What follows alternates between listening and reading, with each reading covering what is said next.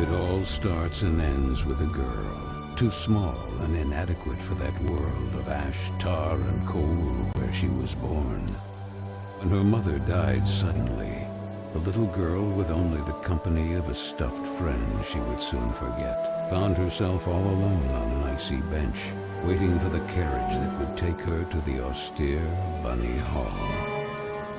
Luckily, even if that place turned out to be very hostile for her, there she met Carole, who like her was small and inadequate, so the little girl began to feel less alone, until, on a day like many others, Carole would leave Bunny Hall for good, so the little girl fell prey to despair again. After all, in a world made of ash, tar, and coal, furiously ticking away like a crazed clock, what can a little girl do all by herself?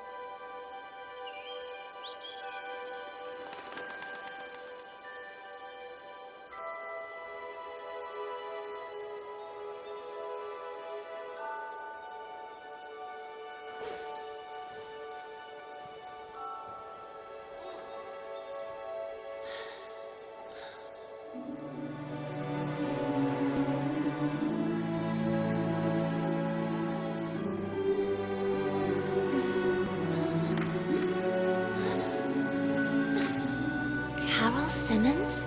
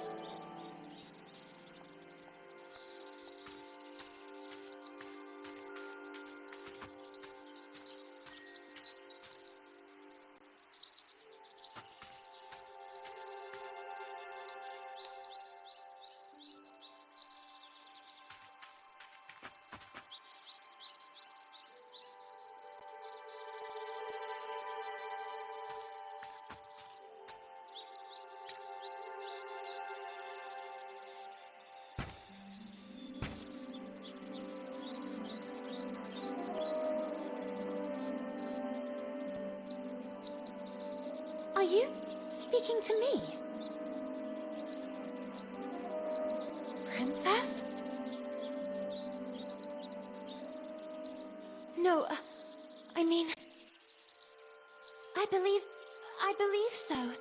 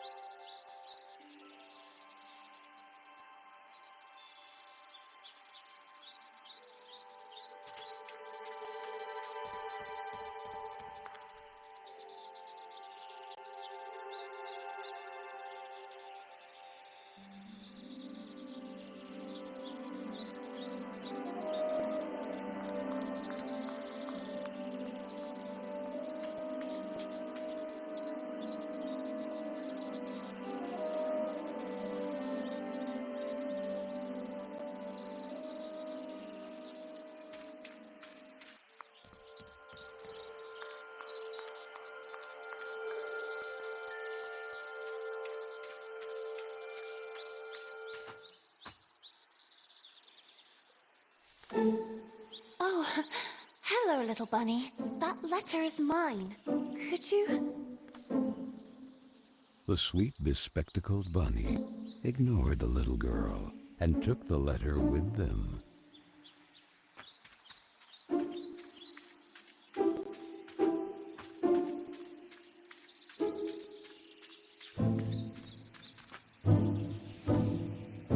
I beg you, would you be so kind as to give it back to me?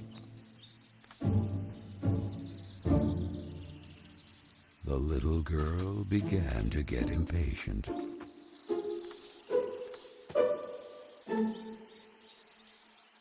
The little girl wouldn't let it win, so determined to recover Carol's letter, she followed the mischievous bunny.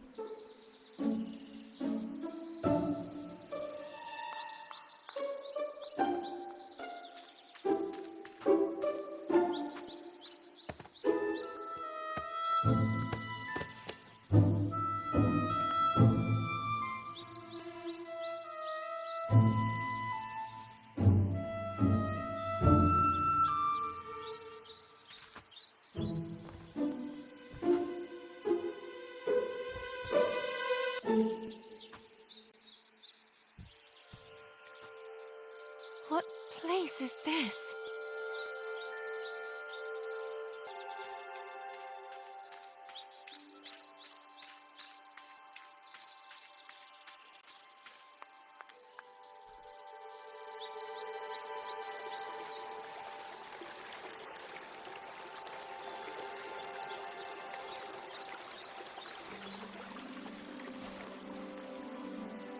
That kite, it reminded the little girl so much of her friend Carole. So free and graceful, yet tormented, as if by adverse currents, by the other girls at Bunny Hall. Oh, and who would you be? Have you perhaps seen a bespectacled bunny? Even the owl ignored her question and just stood there, staring at her, with those eyes, red like blood. But the little girl had no time to waste. She had to track down the bunny, and so she began to follow in its tracks.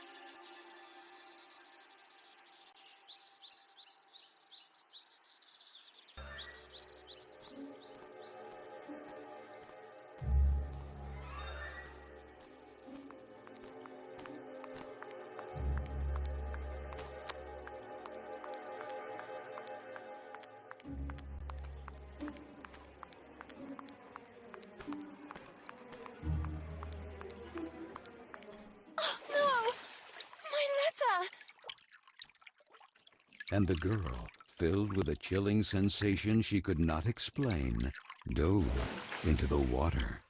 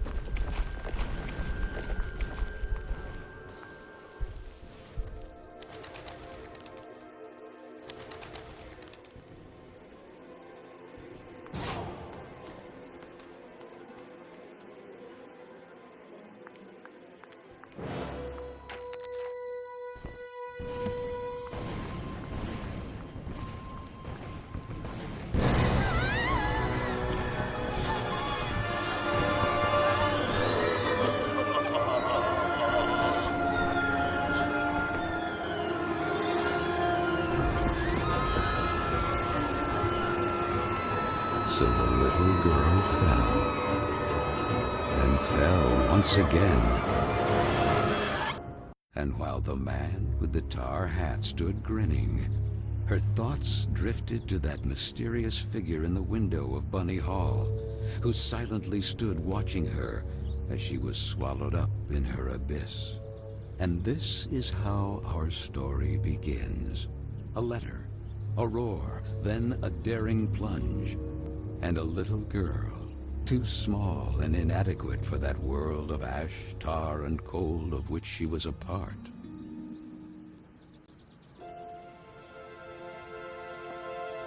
Miss Benton, I am pleased to note that my voice is so soft that it encourages restful sleep in class. Would you be so kind as to share your wisdom on today's topic with your fellow classmates? There was a man made of tar, an owl, and a bunny with glasses. Such impertinence. Home economics, ladies' etiquette. Chapter 9. Be always beautiful, perfumed, and impeccable. All of you young women of today are privileged to witness the deeds of the great men of your era. The grand discoveries, the phenomenon of industrialization, progress. Soon you will be wives and then mothers of great men who will go down in history. And you, Miss Benton, make fun of it. This establishment, too, if events continue to transpire as hoped, will undergo important developments, and you will be the first to benefit from them. Why, ladies? A portion of Bunny Hall was conceded to a corporate collective in order to form a small branch, thereby taking advantage of the area's greatest resource, rabbits. This will not only bring new luster to the estate in this region, but also new jobs. Very good, Miss Vicky Trout. At the very least, Lana has grasped the rabbit matter. In this regard, our dear Frank reminds us that it is strictly forbidden to venture beyond the walls of the park. The disinfestation work will resume tonight after the strong winds of recent weeks. Remember, not to be overwhelmed by the explosions. It's all perfectly normal. The soil is blasted with charges and the rabbits forced out of their burrows. Who did it? Lana! Miss Benton! I'm weary of you, miss. Ungrateful, arrogant troublemaker. Why is it so difficult for you to behave like all the others?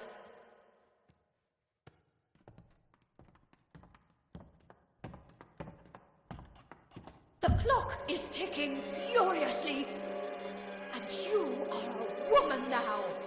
Therefore, it is high time you learn to behave like one, or accept the consequences of your ridiculous transgressions.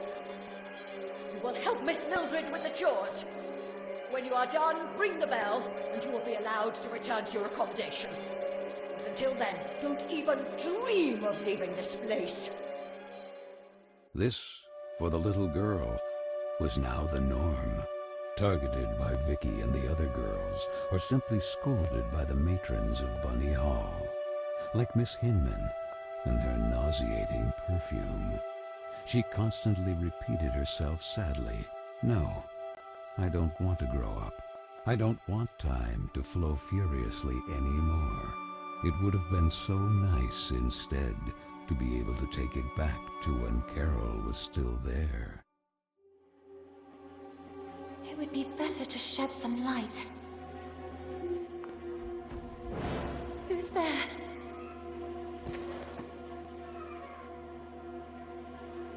Where the heck did the broom go? Oh, here it is. Better get to work.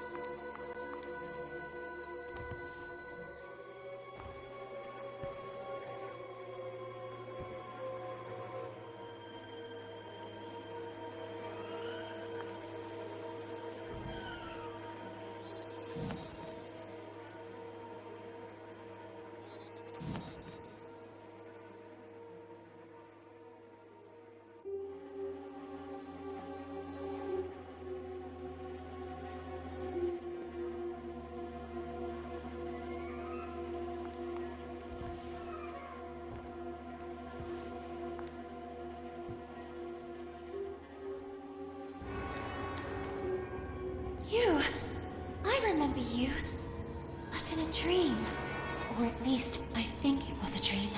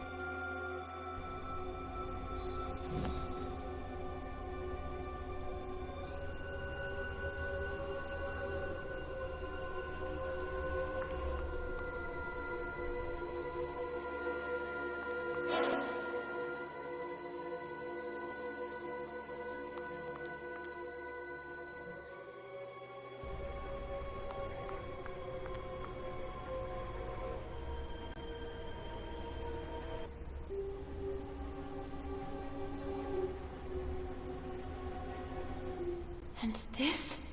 Where did this come from?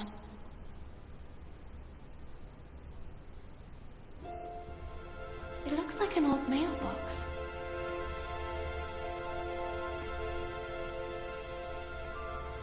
Oh, maybe I'm still dreaming. Who is there?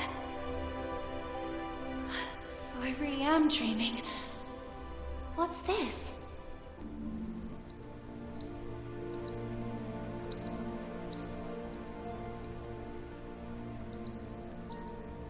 Carola?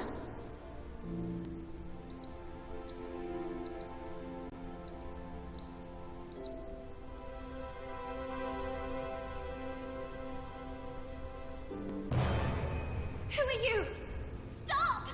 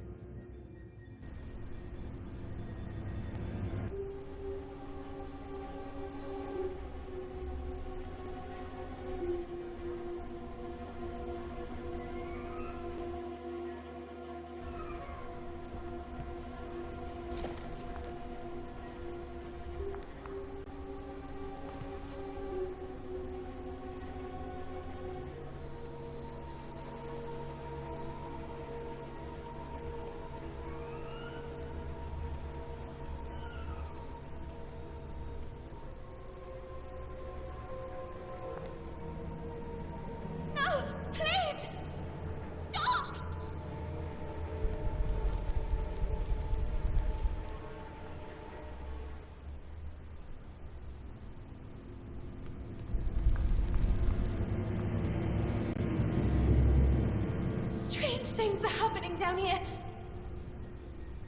No, I won't stay here a moment longer.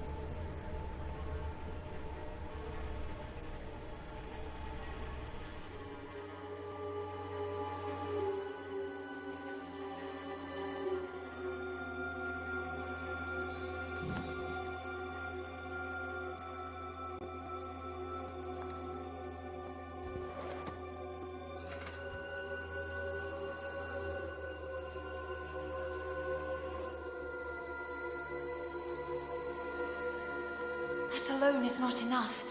Some bait to attract the owl is needed.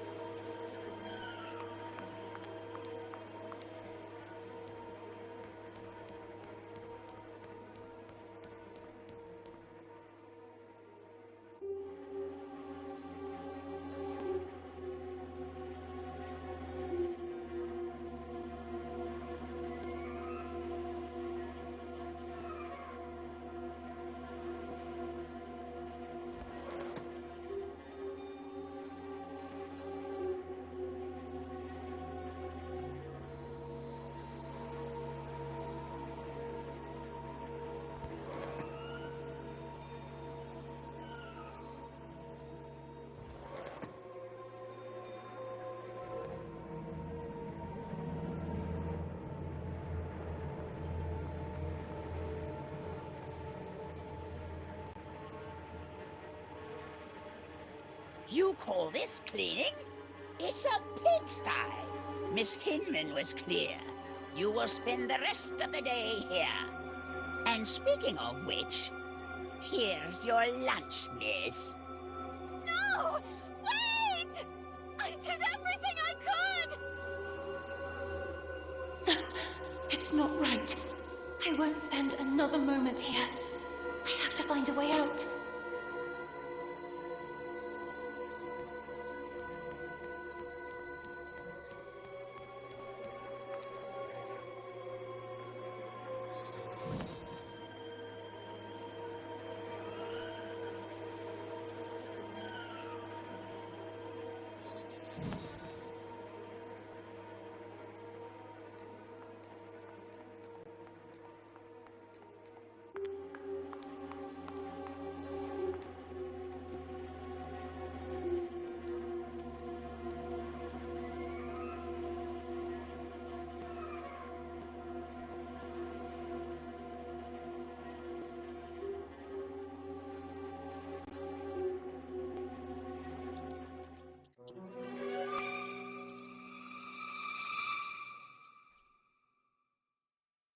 Oh, I'm so sorry, little one. I promise I will let you go. I wonder if I could use it to attract that darn owl.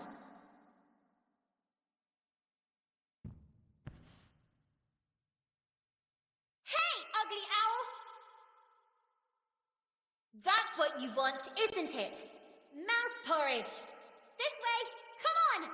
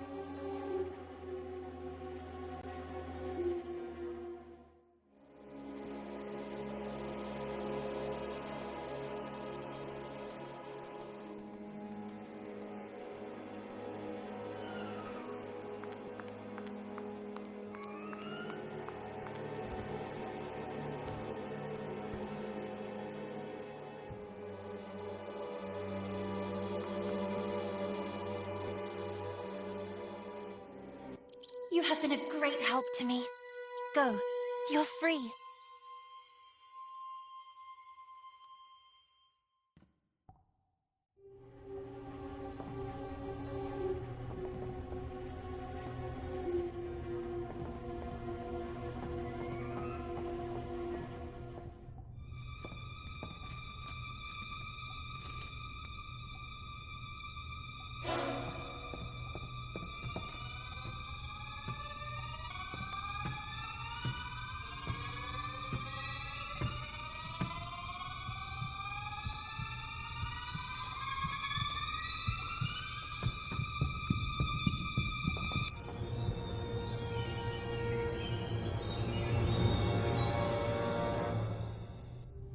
Who was that boy?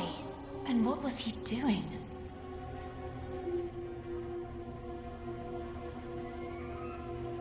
A letter! Carole Simmons. It's from Carole. I can read her name. The flames barely touch it. I have to put out the fire before it's too late. The little girl began to wonder if it had been that mysterious boy who threw it into the flames. But why? What was he hiding? And above all, who was he? No! No! Why did you kill it?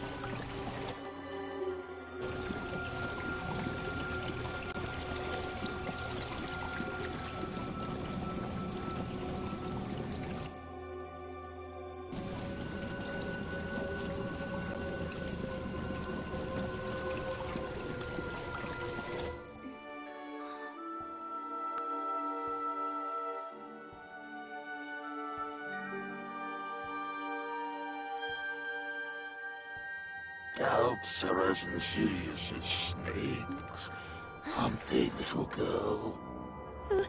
Who's there?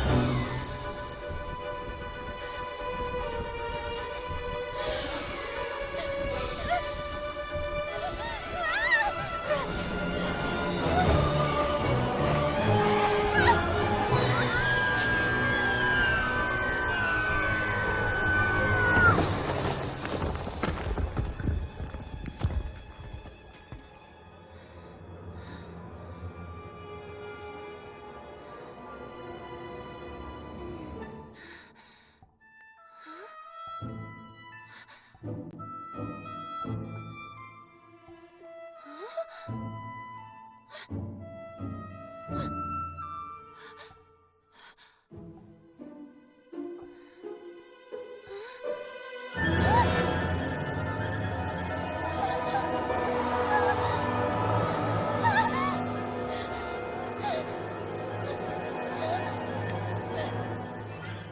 then the little girl, victim of some dark spell, regained consciousness in the attic of Bunny Hall. But this time, it wasn't just a dream. And she was no longer human. Was it the work of that old man with the tar cylinder hat? Who was he? And why did he mean her such harm? Luckily, that nice gentleman in silver had rescued her. But what did all this have to do with her? And with Carole? Carole Simmons and that letter set on fire. Had she really run away? Then she looked around and remembered that place.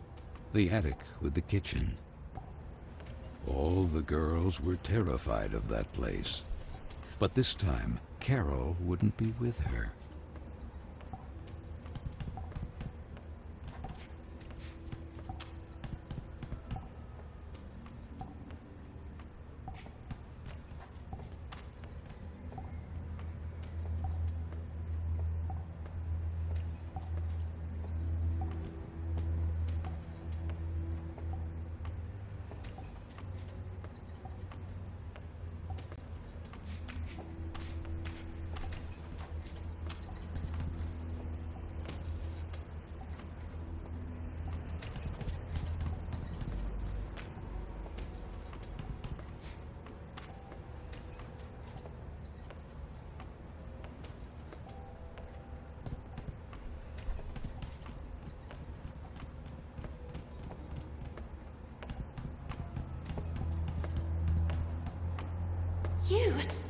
You saved me from that terrifying man earlier.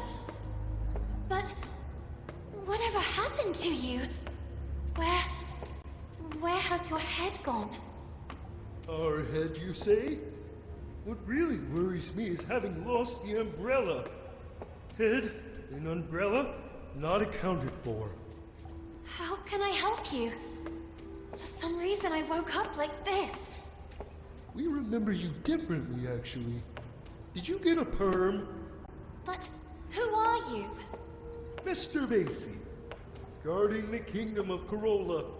I am... Lana Benton, we know. The Princess of Carole. Prince Carole? What's going on here? Without the head, there's little else we can do or tell you. Have you ever seen a headless body having a long conversation? To tell you the truth, I have never seen a headless body capable of carrying on any type of conversation. I'm powerless. Find the head. Something must certainly have happened to him. Oh, and don't forget the umbrella. By the way, I believe this is yours.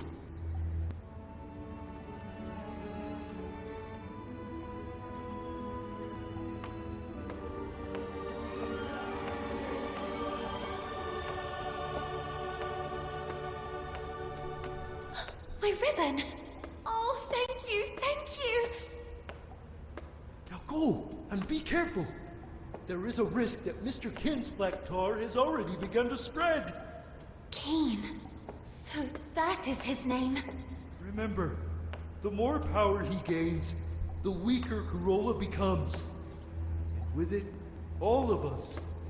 So Lana, as frightened as she was confused, decided to accept the mission and find the head of the silver gentleman who had rescued her.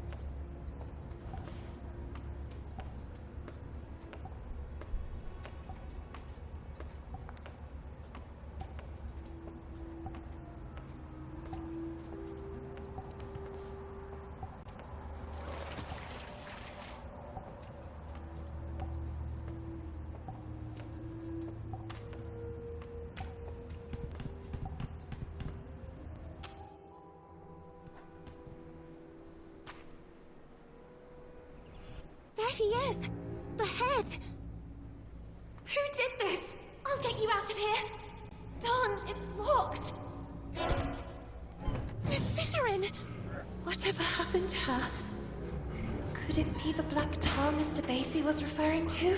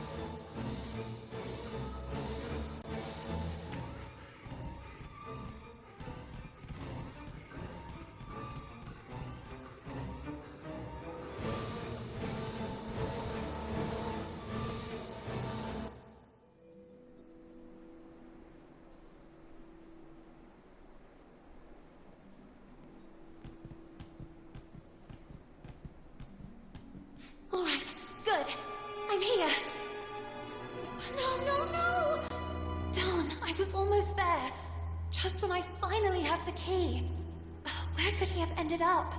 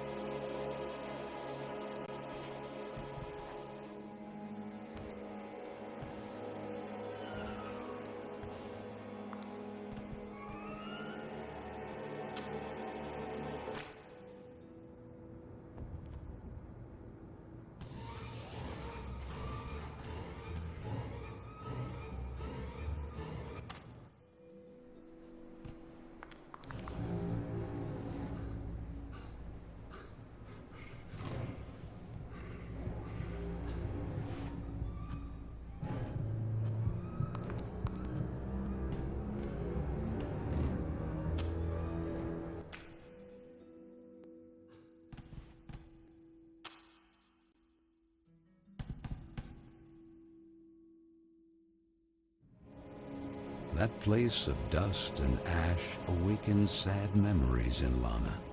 She and Carole grounded, old Mildred and her deafening, shrill voice. "The silver gentleman's umbrella," the little girl proclaimed. A voice rang out. I didn't have time to finish it, but then, as if by magic, because time knows how to repair lost and unfinished things.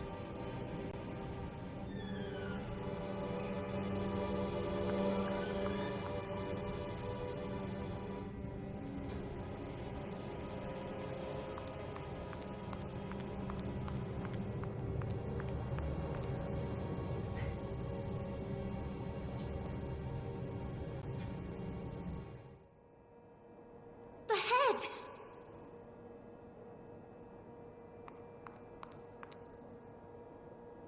Oh, finally!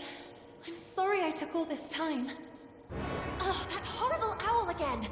Oh, it has the letter! Quick, we have to do something!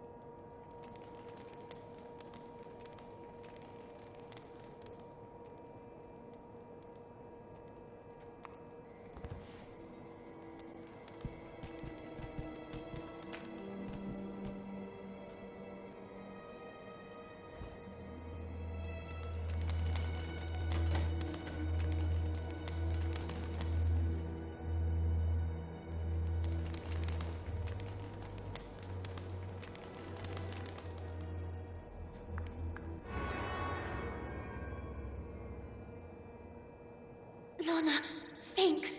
What are birds of prey most afraid of? Fire! Who isn't afraid of fire?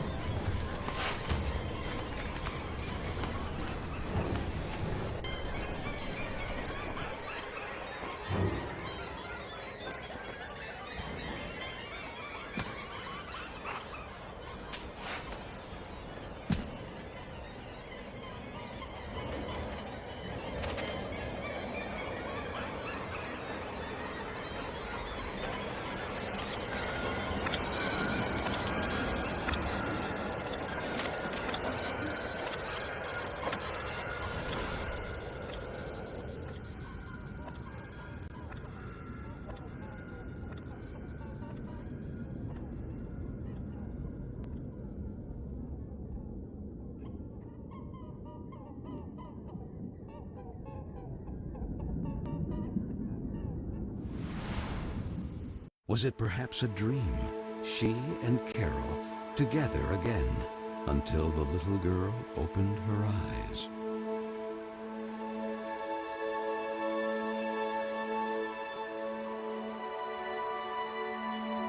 What is this place? She wondered. It was certainly Carola. Even if the sails aren't hoisted, it doesn't mean the wind isn't already blowing. These words rang in her head. Carole? It's you, isn't it? The sweet bunny did not breathe. She stood there at the bow, contemplating that spectacular view. What happened to you? I need to know. Why did you leave me?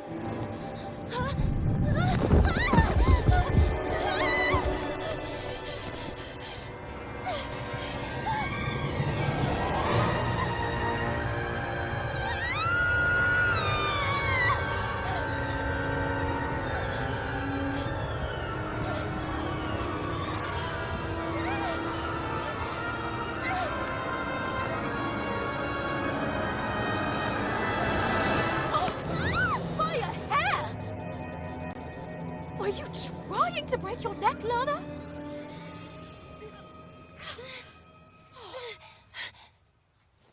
what if Miss Hinman saw you? Hopping on a roof. What's in your head, girl? Don't tell me you were hiding from Vicky and the other girls again. If I catch them this time... Gah! The loving Josephine, a real angel to the little girl. It can't go on like this, Lana. With you crossing the rooftops trying to escape them? And frankly... Huh? Carole, where did this letter come from? You need to show it to Miss Hinman right now. Sweet French, I decided to leave this place once and for all. Tonight, precisely 5 before midnight. That will be my cue for... The rest is practically unreadable. With love, Carole S. Well, that would only confirm the other girls' suspicions about Miss Carole's potential elopement. But don't you understand, Miss Hinman? If that was the case, what would be the point of burning this letter? It's already been several weeks since Carole left. And then, that mysterious boy...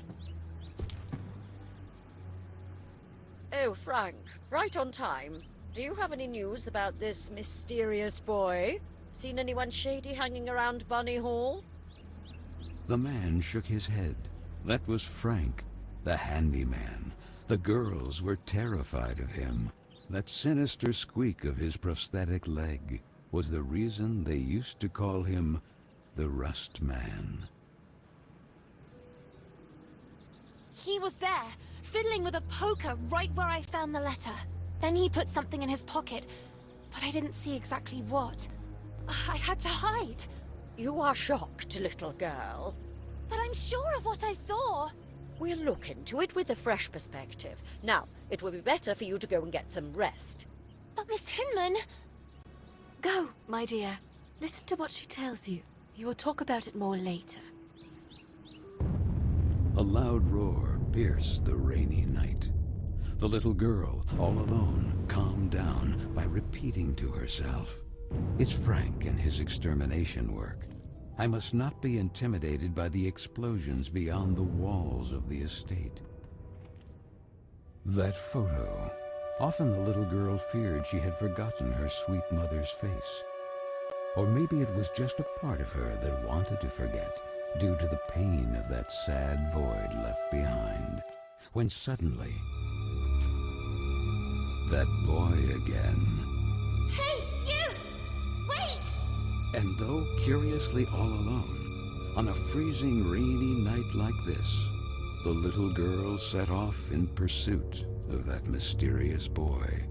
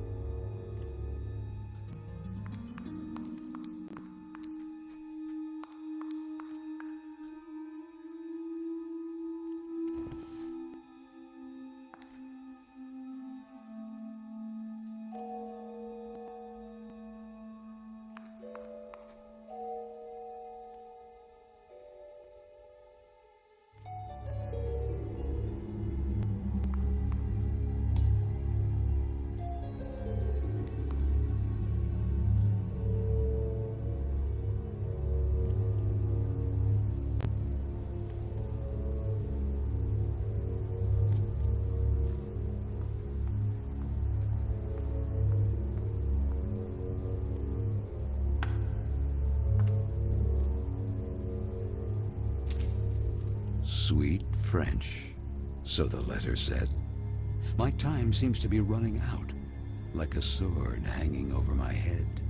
And however much I may resist, nothing is going to change. Nor do I receive any support, not even from those I thought I knew. All I have left is you, Marcel, my sweet French, and the idea of London together. Carole S. Marcel? So that's your name. Girls!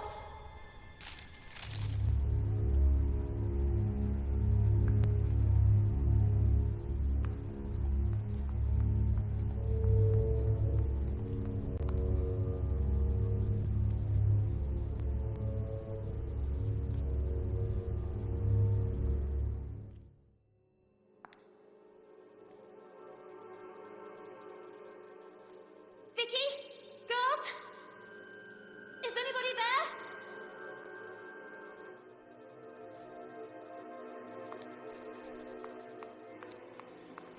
What's going on here? The beds are all empty. Where are the others?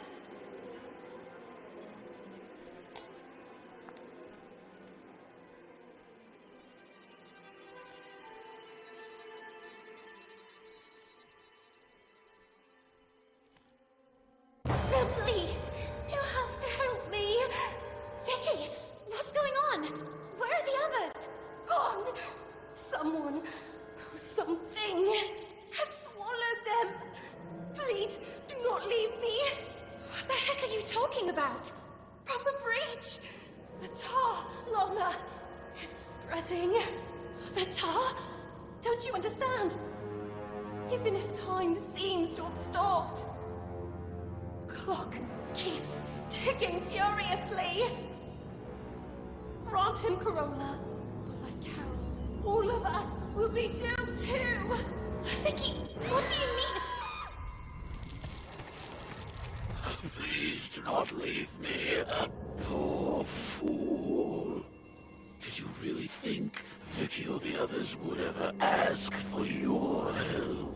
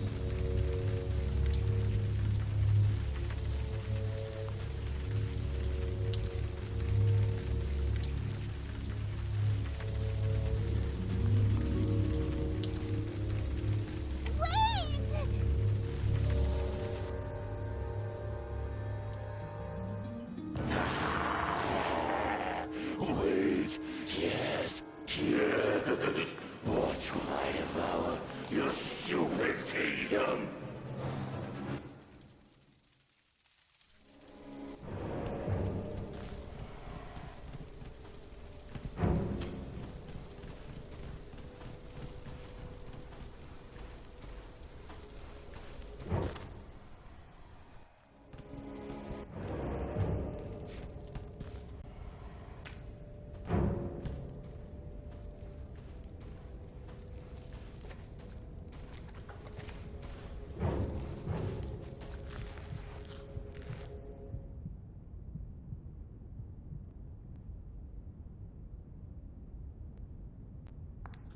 Is there anyone there?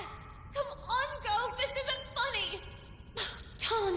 It's secured by a big combination lock. A tile is missing.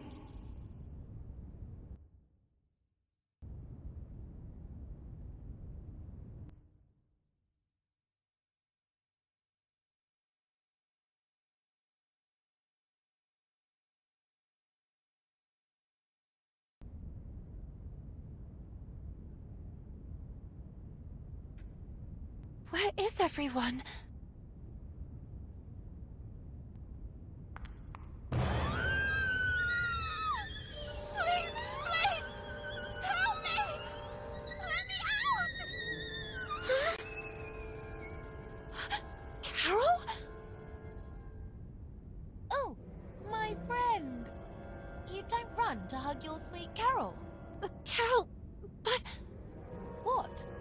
Are you perhaps afraid of tripping and getting killed? Oh, poor little girl. The foolish princess of the forgotten kingdom of Carole. No one who understands you. No one who really listens to you. Just there to point out that you are weird, wrong, different. And now that Carole is gone too, all alone. Oh, it breaks my heart. Who are you? Who am I? They call me many things. Mr. Keen, Altar Cylinder, Horrible Oblivion, and then my favorite, the Corrupter of Worlds. From the breach, the tar begins to spread, and sooner or later, Carole will be mine too. And what do I have to do with all this? It was you who evoked me. You make time stand still. Me? Perhaps in a vain attempt to bring things back as they were. Let time stop then. May it stop forever. No. It's not possible. Yes, princess. You fear that time passes. You're terrified of growing up. Nonetheless, what a disappointment. The clock continues to tick furiously, and only I can stop it forever. Or even bring it back. And what do you want in return? Grant me Carole legitimately, and I will give you the gift you desire most of all. But the sooner you remember, the sooner you'll be able to make a decision. And who knows if it might not be your investigations. Carole, the French, the letters, the solution to this riddle, which will make you remember. Good morning. You don't plan to stay in bed all day, do you? It seems that Miss Hinman has an important announcement to make. Oh, I must have dozed off again. I can't remember. Maybe I was dreaming. Quick! Miss Hinman will kill me! Oh, and thank you. Thank you so much.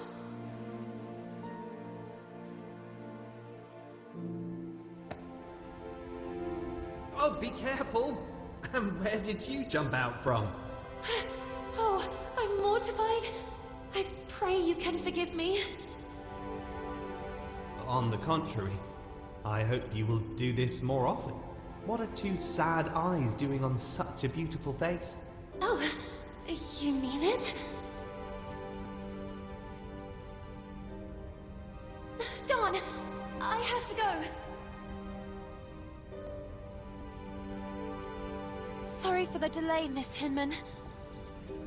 It's about time. Well, now that Miss Benton has also honored us with her presence, it is my duty to introduce you to the newest guest of Bunny Hall, Miss Dudley. Please. Good morning, everyone. My name is Amanda. I come from a place not too far from here. Yes, from the pigsty. Oink oink! Oink oink! Buck up, Miss Dudley. You can go to your seat. Manifesto for women's emancipation? No, please! That's mine! I beg you! It's because of rubbish like this that the world is falling apart. Women playing at being men.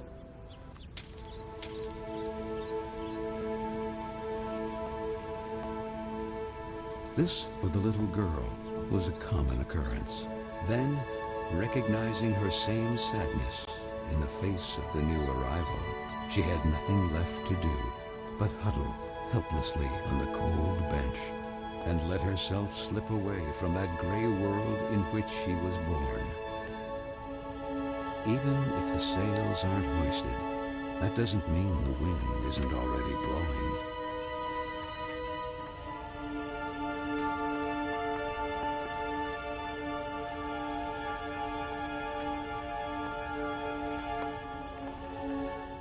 What do you think happened to her? To whom? Stupid. To Carole. Oh well, she was a troublemaker. Right! My father always said not to trust her kind. But her disappearance doesn't worry you even a little. What if it happened to one of us?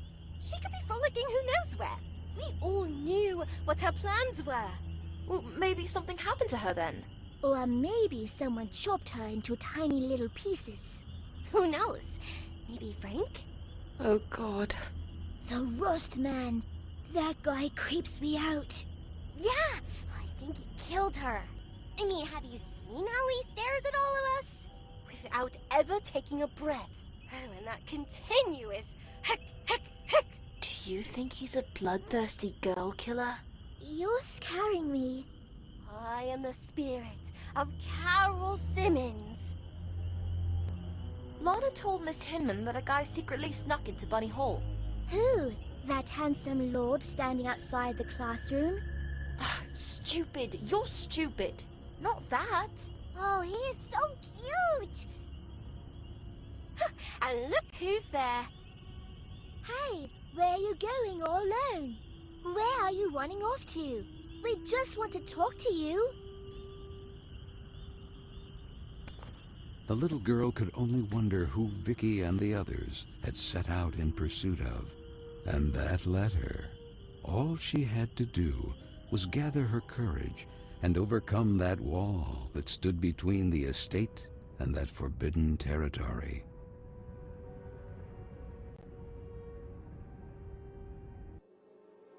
The Bunny Hall Park. It had been so long since they were last allowed to cross those walls because of the restructuring for the collective and the disinfestation work. The little girl struggled to recognize it.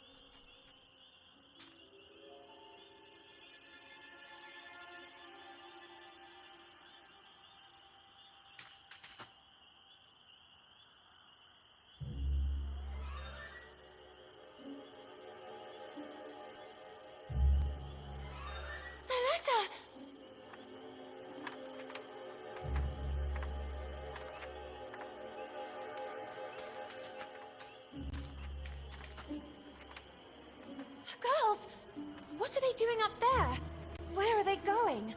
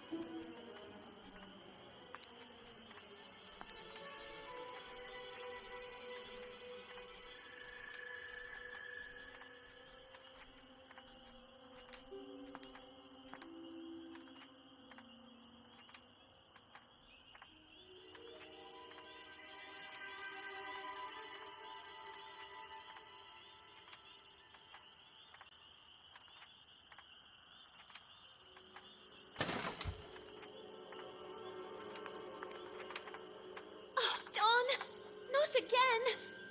Oh, no! I have to find a way to go down there.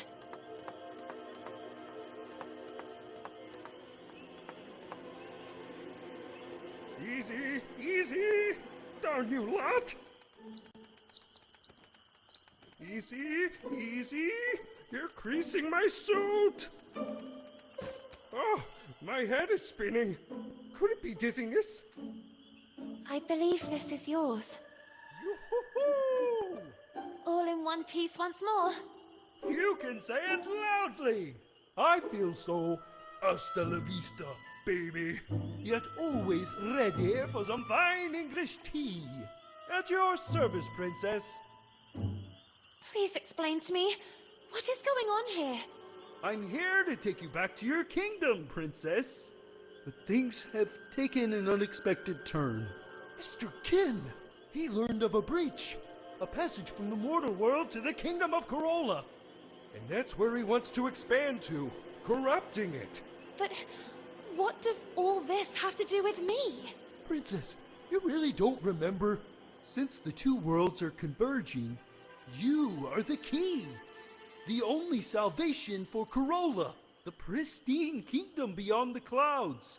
And I am your humble servant. But that's not possible.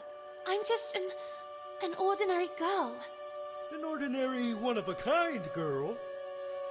No, I'm just looking for a friend. Carole. I have to find her. I have the feeling that things didn't go the way everyone believes. The solution to the riddle. Keen mentioned some letters. I was just chasing one, but the wind.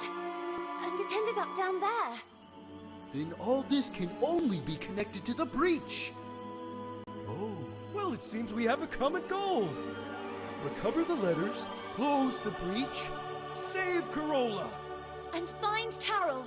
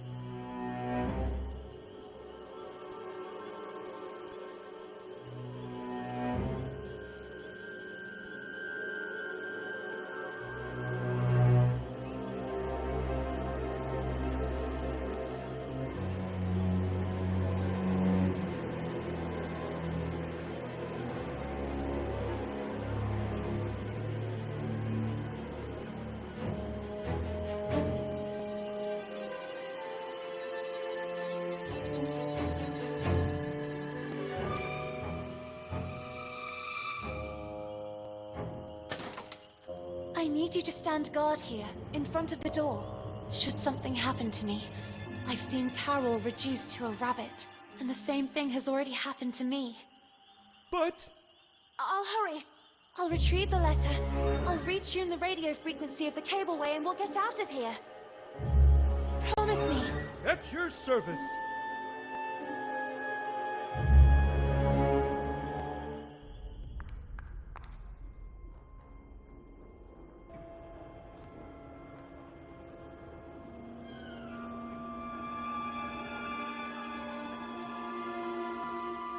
Hey! Everything fine down there? Princess?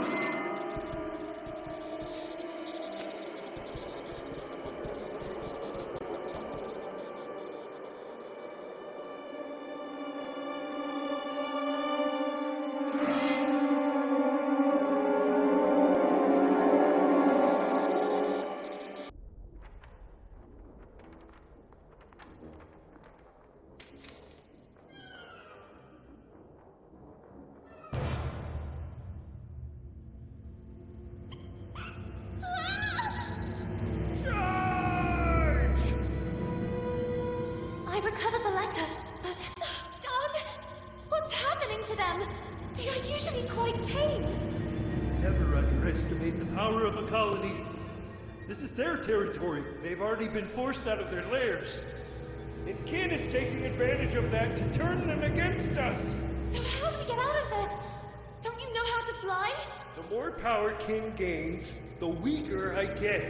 Then you could lower yourself with the bucket. Look! A crate goes there! Who knows? Maybe it will help open the safety lock. You take care of finding the crank while I deal with them.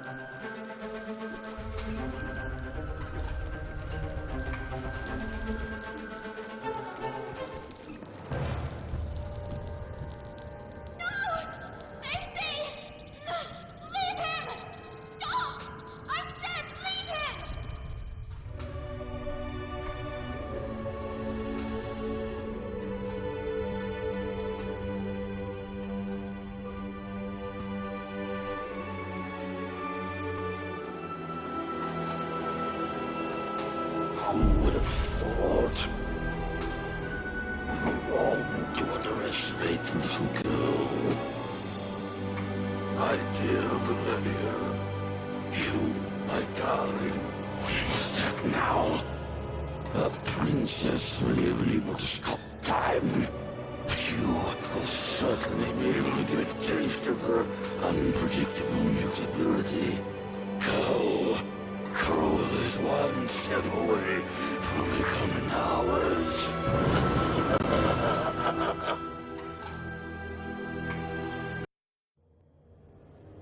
What happened? What are we doing here? The little girl barely remembered what had happened, and the head couldn't give her an answer. There was no longer any trace of the rest of Bye. However, the little girl did not despair. She was confident that, as had already happened, the head would soon find its way back to rejoin the rest of the body. Why do I feel like I'm reliving a moment I've already experienced? Me and you, all this.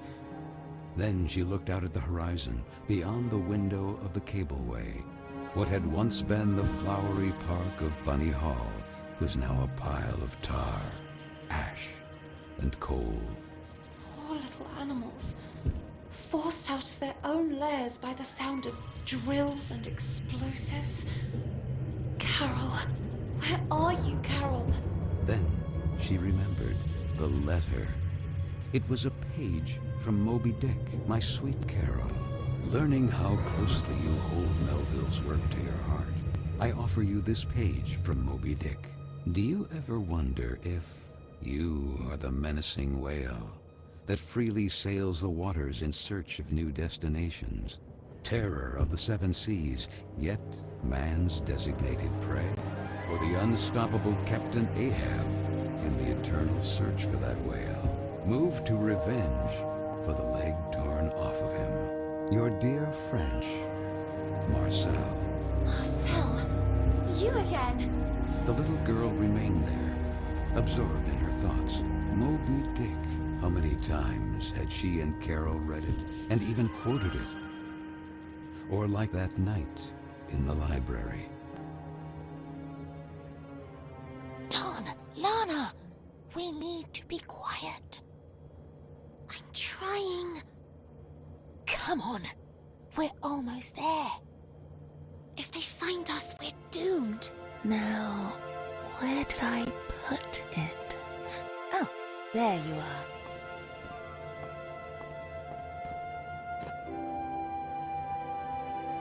Moby Dick? Again? Aren't you tired of reading that yet?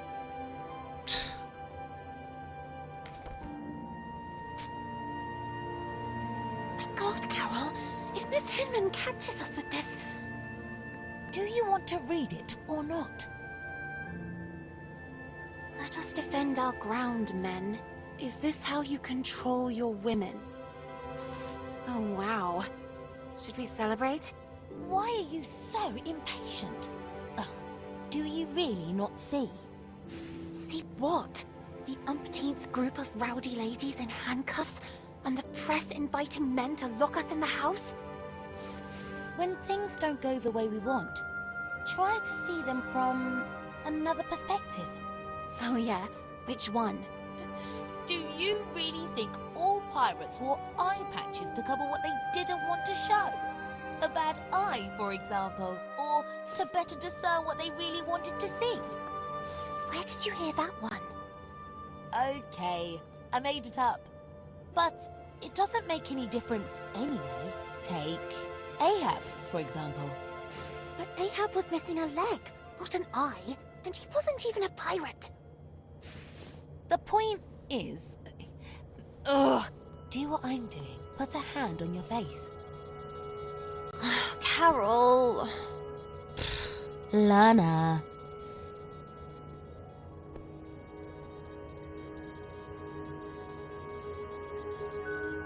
Now look.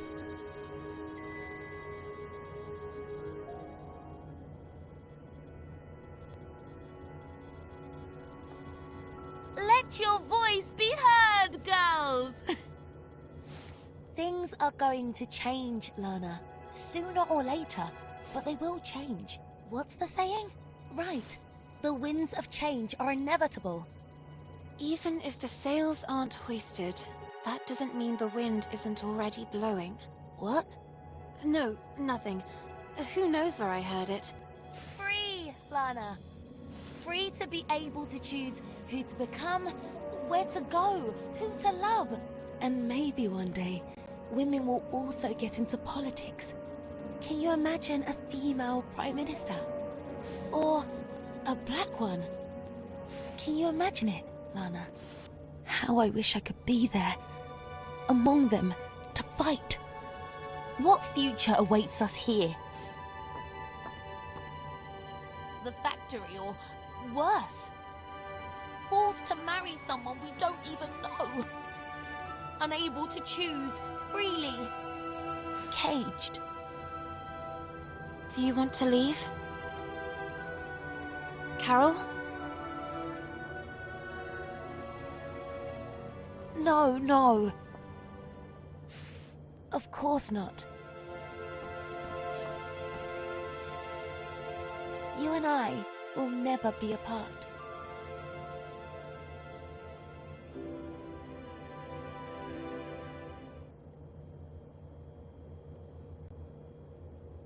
Basie? Pet?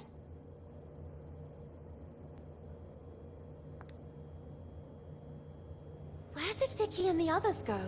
I wonder who they were chasing.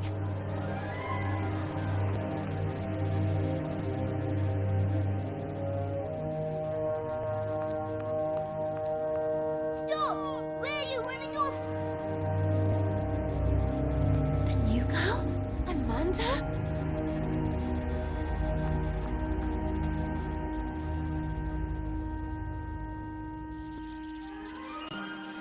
Darn!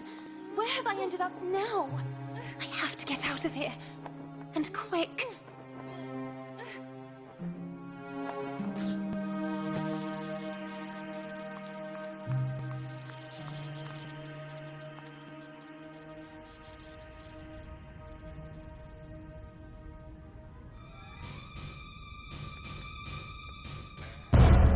What were you doing locked in there? It was the girls, wasn't it? Emmeline Pankhurst, suffragette movement activist. It's my stuff! Oh, look at that! What a couple! The rabbit and the pig. Oh, what's the matter, pig? You really didn't like your new house? Oh, was it too tight for you? Oh, you certainly know how to choose your own company. Oh, well, at least Carole had some guts. Speaking of which, Hinman is waiting for all of us in the big room, and you are already late. I already have enough problems of my own to take on yours, too. It's better if you stay away from me. Thus, a new era is upon us, girls. Quick, Lana. Progress. And you, young women, are all privileged, bearing witness to the work of the great men of our times, like those at the head of this magnificent project. The concession of Bunny Hall to a corporate collective has begun to bear fruit. And as if that weren't enough, here is a gift from the same virtuous men who are part of it. Please, Frank.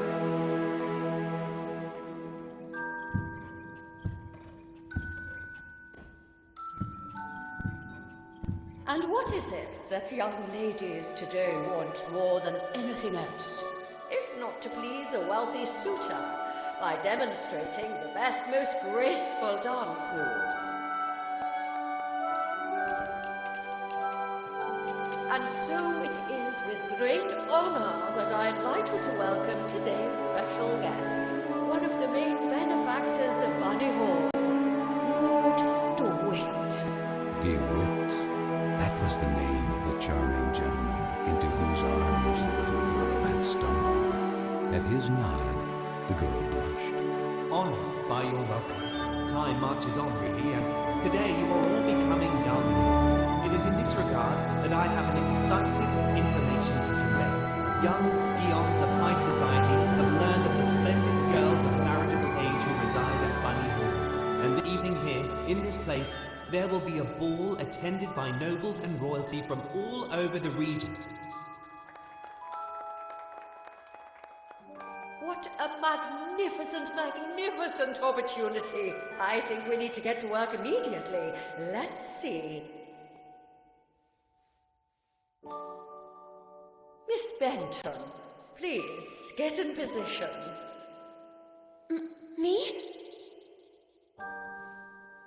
Don't make me lose my temper, young lady. You will be the first to practice with the ingenious gift given to us by Mr. DeWitt and the other gentlemen. I expect that by this evening you will have already become an expert dancer. Quick!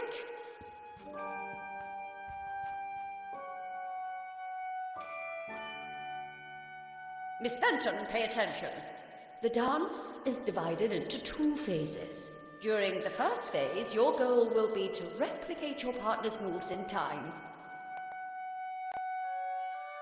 This is a token. Each token reveals a dance move and the corresponding button to perform it. There are 4 moves in all. This is the action area defined by 2 markers. These limit the maximum execution time for each move. When a token lands inside, the move and corresponding button will be revealed. If the move is correctly executed at the exact moment token lands in the center of the action area, you will get the maximum guaranteed score. Perfect timing is important, miss. Performing a move correctly but too early or late will award fewer points. Mind yourself, performing a different action from the one suggested by the token, or performing the correct one significantly late, will give you a penalty in the final score. Perform all the actions correctly in a timely fashion to get a high score, and therefore be able to move on to the second phase. Let's see what you can do, Miss Benton. Take your places. Let the dance begin.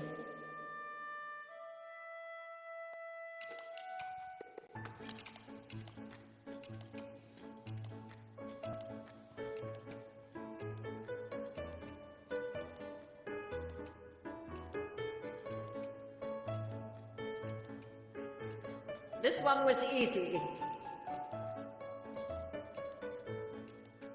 Not bad, miss. Really, not bad. Very good.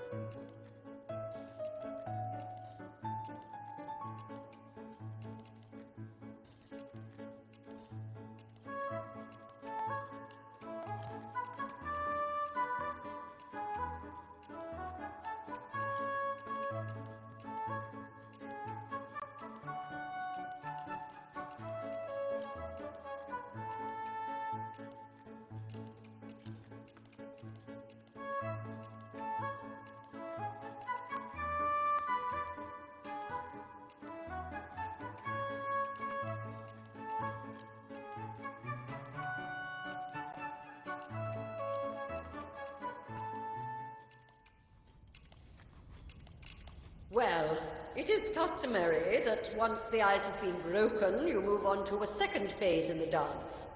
The man will perform a virile dance solo. Be sure to memorize the moves and replicate them with grace. 2 new actions are added to the step: the saute, the pirouette to the left and to the right. The reveille. And the twirl. Take your places. Go.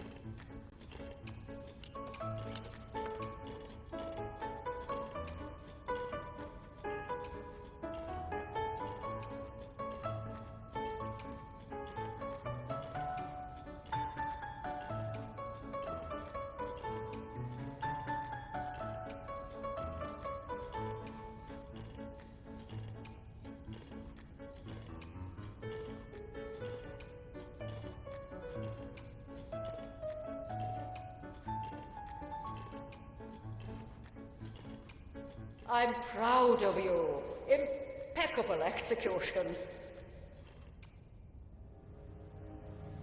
You... Oh, I'm sorry, I'm really sorry. Miss Benton! Come back immediately! Miss Hinman. Miss? I beg you, aren't you being a little too harsh on her? It's clear she doesn't exactly correspond to your ideal of a young woman. However, there is potential in that girl, and it's up to you as her tutor to know how to guide her. Where did she go? The tender child asked herself. So, armed with courage, she ran towards that curious girl. Don, where did he go? Basie! That boy, Marcel, the French. He's the one I saw fiddling with Carole's letter in the basement. He might have something to do with all this. He seems to be racing to get to the letters before us to destroy them. Perhaps to cover up the evidence of his correspondence with Carole. We can't let him escape. But you, how do you manage without... It would take a miracle. And indeed, the one who came to the aid of the little girl and the nice silver gentleman was truly a miracle. Was it the work of a guardian angel, or of some magical deity who assisted them from the kingdom of Carola? She couldn't answer her own question, yet the little girl was so grateful to them. Quick, let's get to work.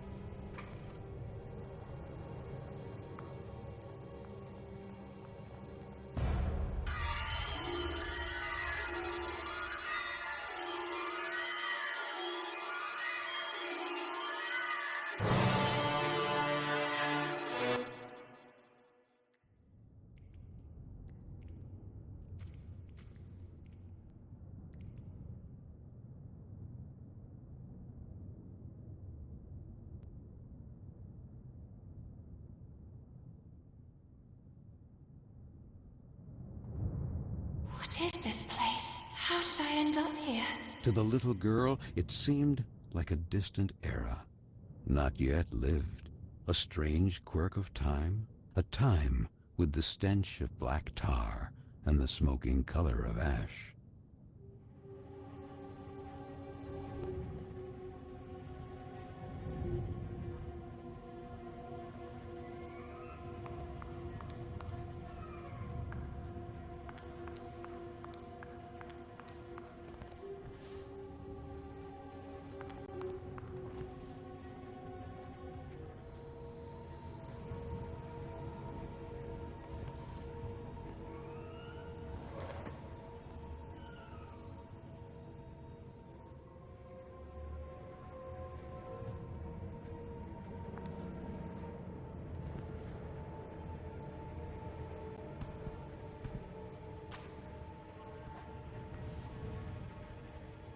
This is the science classroom.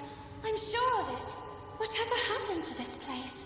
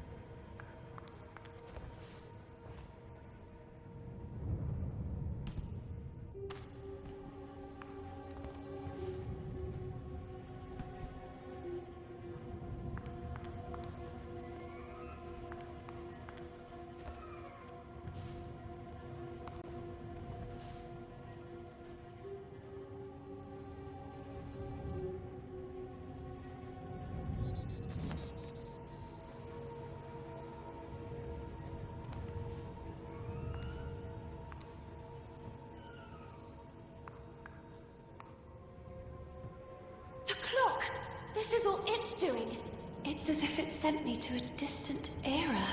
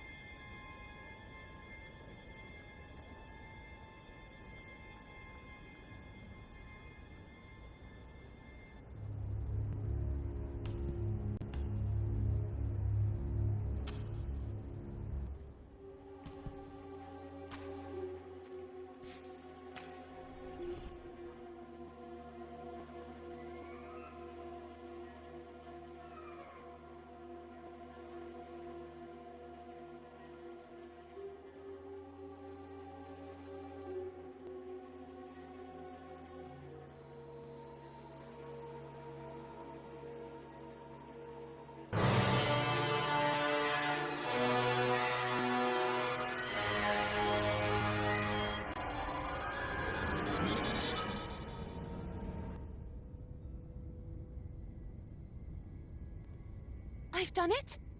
Yes, I did it! But... wait a minute. The little girl didn't know how to explain it, but she immediately realized that this couldn't be her time, but a distant era already lived. A strange quirk of time. The place had yellowed breath, like inked paper, and the dark color of virgin leather.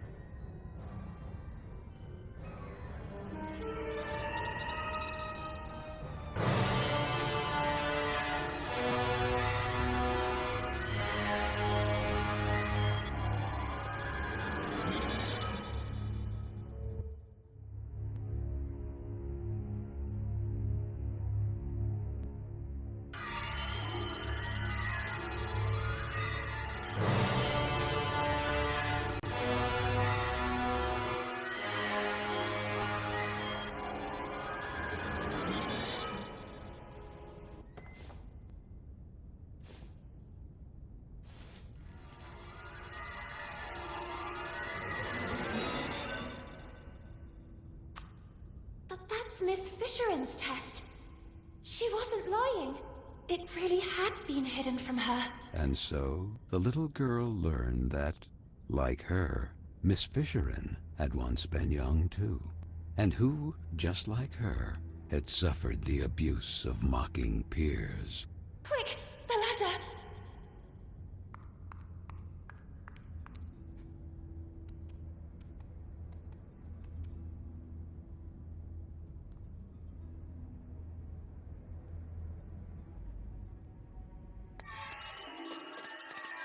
Stop!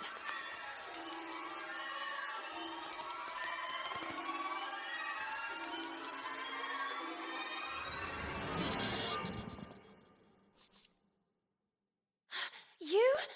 What are you doing here? Little girl, you really like playing with time, don't you? All I see is two useless, weak rodents with their tails between their legs. No, please! Rabbits, you are just rabbits. This is not your place.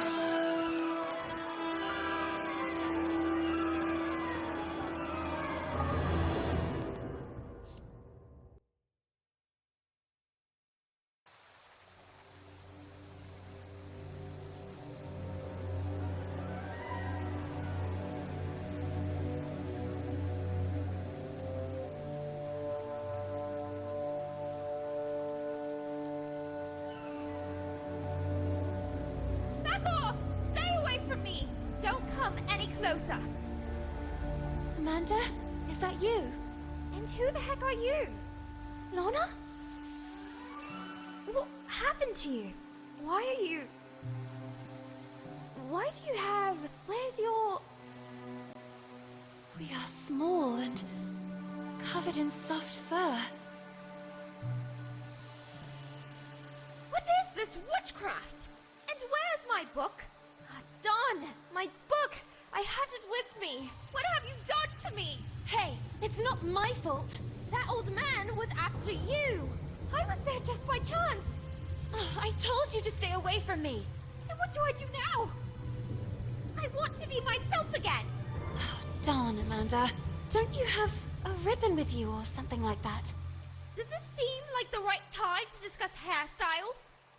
Will you shut up and listen to me for a second? No, no, and no!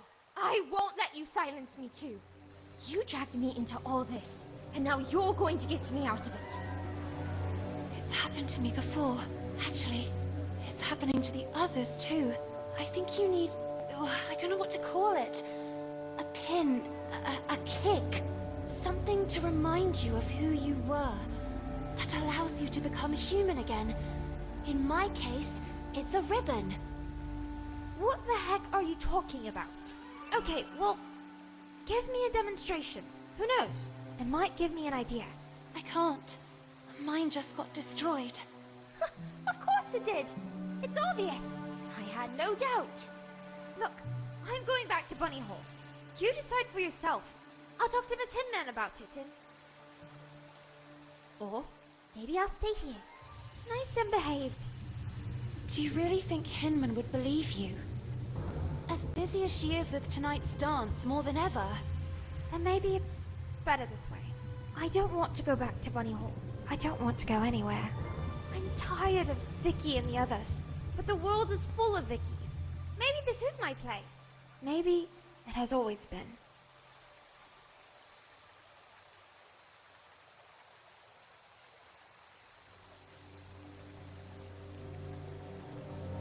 This. Where did you find it? I grabbed her by the hair. I realized it was important. I remember that day. Miss Hinman organized a reading workshop. Guests from outside even came. Carole chose a passage from Moby Dick. But don't you understand? It all started when Carole disappeared. And now, who would this Carole be? It was at that precise moment that the breach must have opened. I knew the letters or this photo would give us the answers. It's as if Carole wanted to send us a signal. I'm starting to not follow you. He is the answer. The tear in the photo? The breach? He is responsible. Marcel! If we find him, we'll find Carole. And all this could finally end. Even if the sails aren't hoisted, that doesn't mean the wind isn't already blowing. We have to go back to Bunny Hall. But how? Ahoy! Real pirates never give up.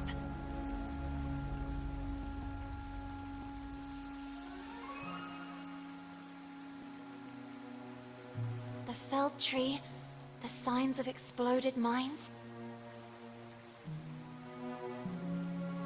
If my calculations are correct, we are in the park, just a few meters from Bunny Hall. Shh. Did you hear? Listen.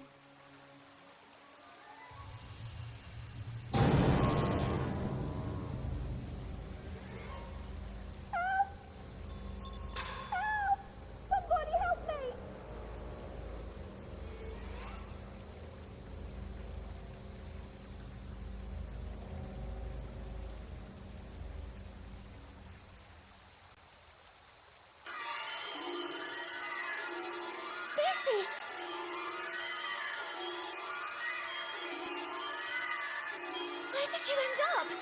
Do something! Please help her! We have to follow Frank! Let's keep our distance.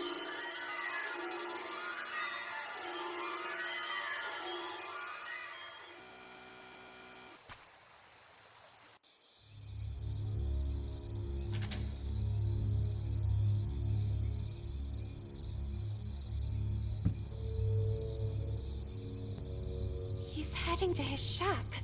What are his intentions?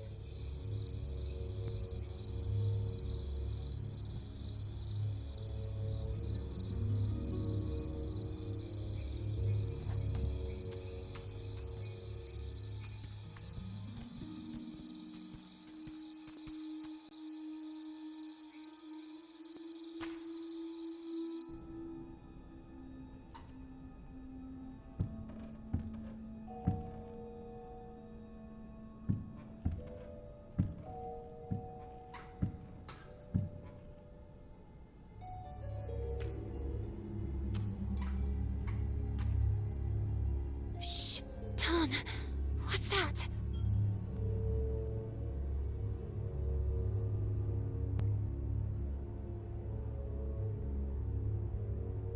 The little girl, intrigued, began to observe the object more closely. It looks like the bottom of a glass. Quick, let's get moving. Let's find Amanda and leave this place.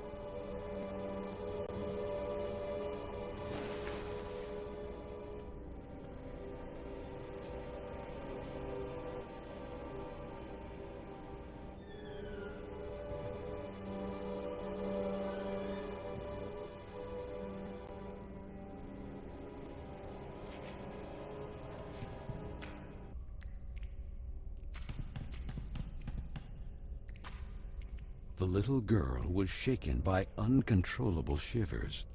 What was that place?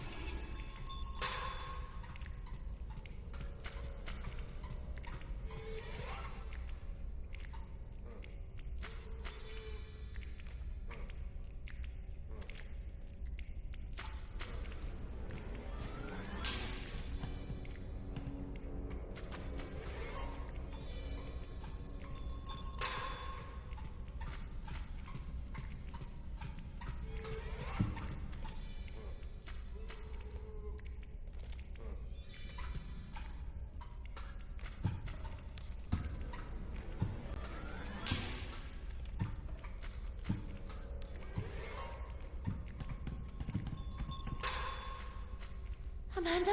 Hey, it's me. Quick, I'll get you out of here. No! Amanda! No, you too! The little girl collapsed at the sight of her sweet friend, now corrupted by tar. Kin was gaining great power, relentlessly widening the breach to Carola.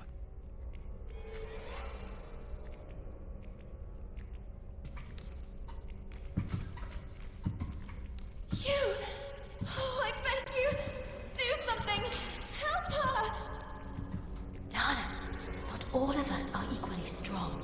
I don't understand. A moment ago, she was... Come on. I'll take you back to the dormitory. But... And Amanda? It's not too late, right? And me? My ribbon got destroyed. Will I also transform like her? I'll see what I can do. Come on now. We better go.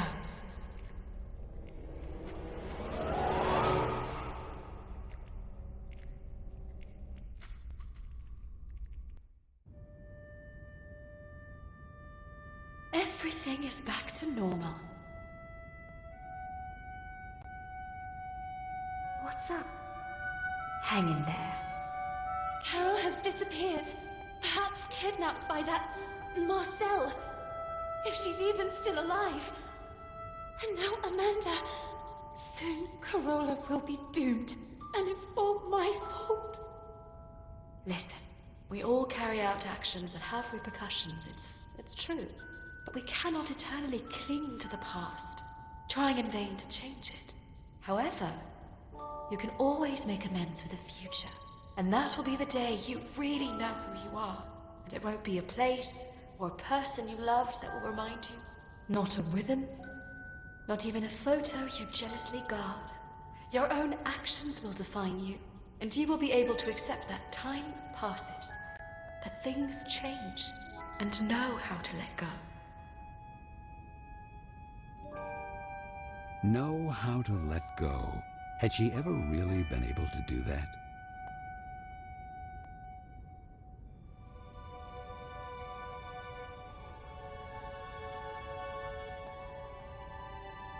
What's this? Who is he? It was there, on your desk. You lied to me.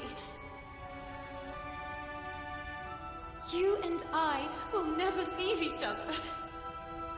Listen, No! Would you really have left me here and run away with some random pen pal? I was thinking about when would be the most appropriate time to talk to you about it. Oh, yes? And when were you planning to do it? Let me finish. They have already arranged my transfer. They will send me to some house, who knows where, as a lady in waiting. So I said to myself, before it's too late, take your things and run. Leaving everything behind? I had no alternative. Not today, not yet, not in this time. To them, we are just things. And I should just let you go. Even if I stayed, I would still be taken away.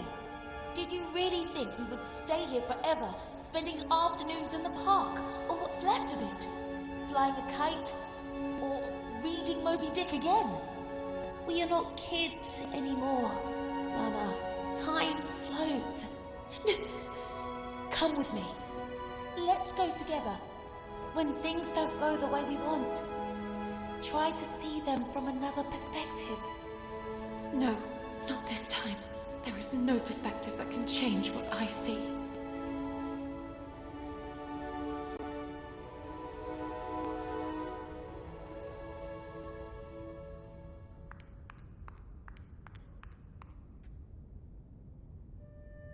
Miss Benton, this is for tonight's ball. The ball! I almost forgot about it!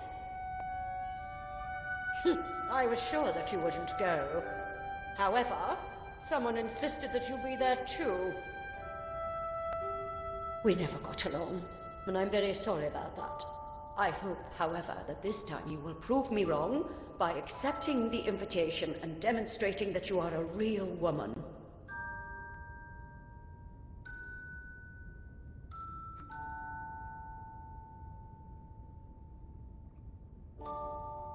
Lord DeWitt. You don't really want to go there, do you? Maybe Hinman is right. It's time I acted like a real lady. Oh, yes. And maybe you too will start bathing in perfume like that one. Real. You are real when you are the faithful reflection of your own desires. And this is not what you really want. Since when do I have the right to fulfill my true desires? To decide for myself? What about everything else? Amanda? Carol? It's good that I'm learning to let go. And Carola? Look at me! What can a little girl do all alone? I have to let time take its course again. I am not the person you will need. I am not a princess of any kingdom. Carola is not my home. This is my place, and Keen has already won. So, you have decided not to return? I thought you were unique. Instead, you're exactly like the others.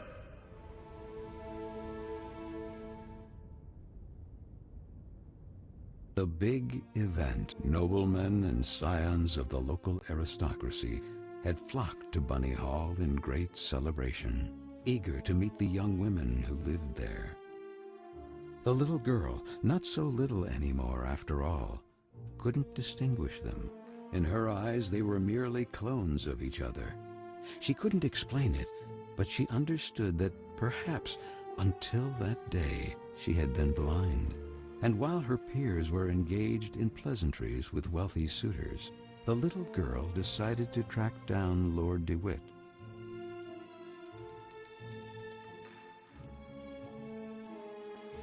Miss, you certainly wouldn't want me to serve you a drink. In any case, drinks are for the exclusive use of players in possession of chips.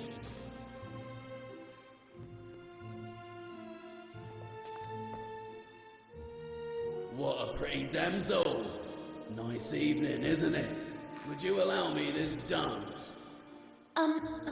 Me? Sorry, I have to pass. Come on, don't be shy. No, it's just... I'm looking for my knight. Don't concern yourself too much, miss. Your knight can only be in the VIP lounge or gambling his title at the gaming table. So he certainly wouldn't be upset if I steal you just long enough for a dance. Let's do this way. If you prove to me that you're up to it, I'll let you pass.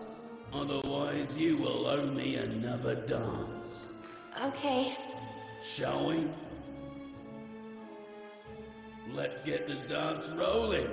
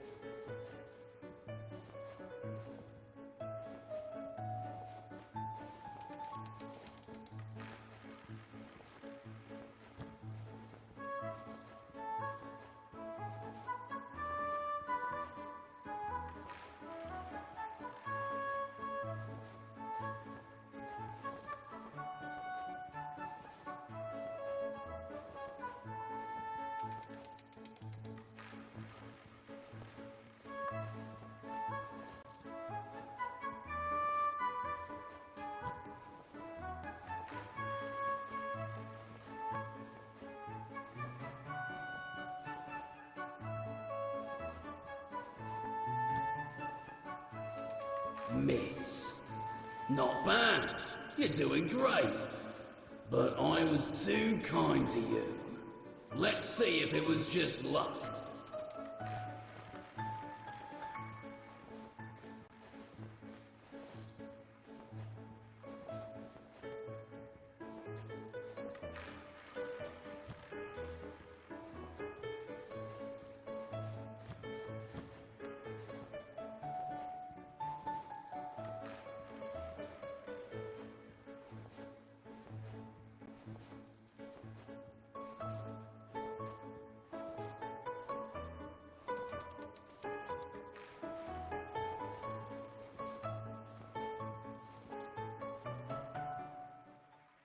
Miss, you have made me a very lucky man tonight. But a deal's a deal. Please go ahead and join your night. Don't hesitate to stop by and say hello from time to time. Feel free to ask me anything you need. Anything.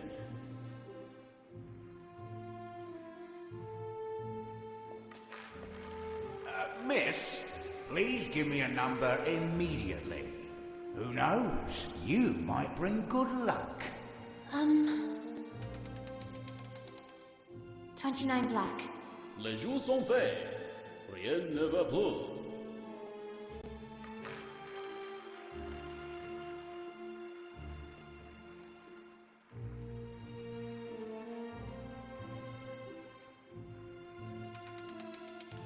One red.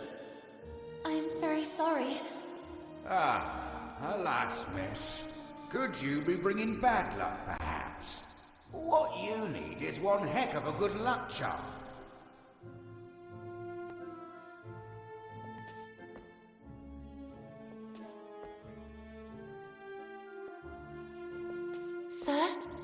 Sir, is everything okay? The gentleman in red did not answer her. Then the little girl noticed that a brass key was protruding from the man's pocket.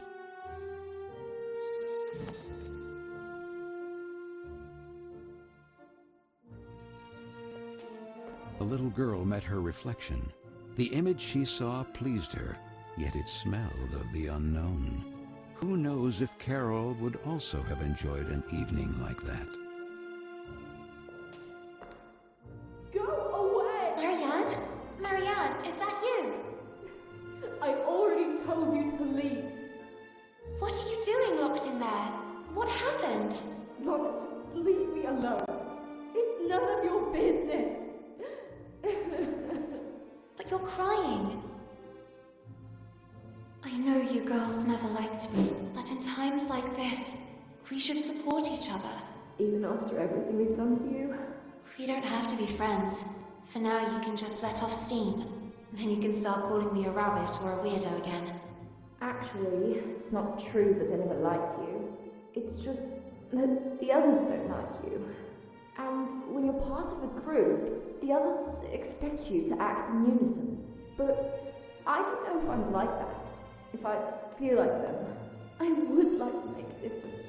Yet I fear being marginalized. Like tonight, that slimy scoundrel. I hope he's still out there rotting. What happened? From a ridiculous briefcase, he took out a toy mouse. I think he wanted to take advantage of the opportunity to look under my skirt. I kicked that mouse so hard it must have gone down the drain. And then, to get him away from me, I gave him Hinman's tranquilizers. I know that not all men are the same. There are some good ones too, but then why do they expect all of us to be the same? In any case, here, in case they ever come in handy, I'll stay here a little longer. Thank you. Oh, and Lorna? Yes? You're not weird at all.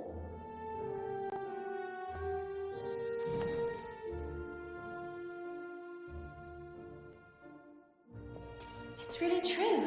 At the bottom of the drain is a toy mouse. I would need something for leverage to get it out of there.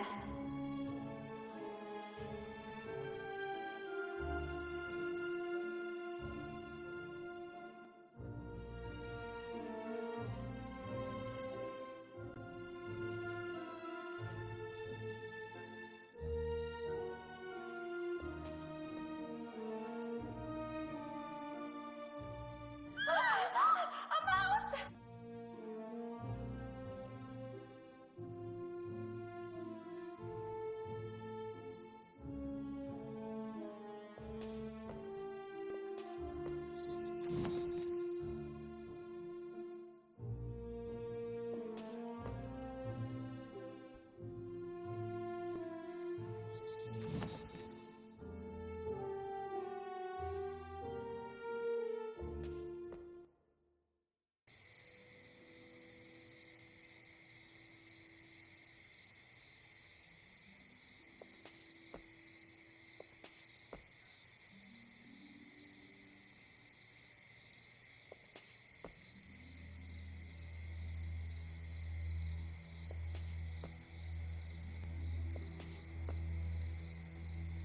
Miss Fisherin!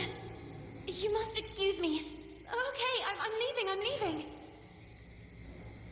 Oh, there must be a way to distract her.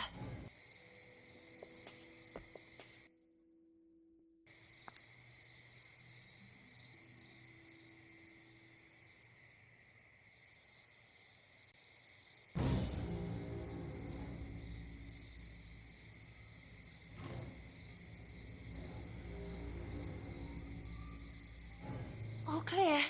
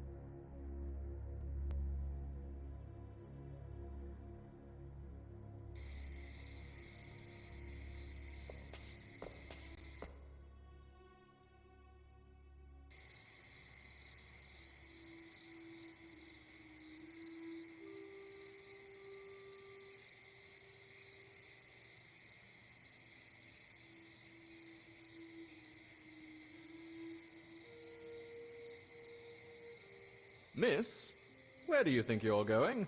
Well, I was looking for my knight of this evening, Lord DeWitt.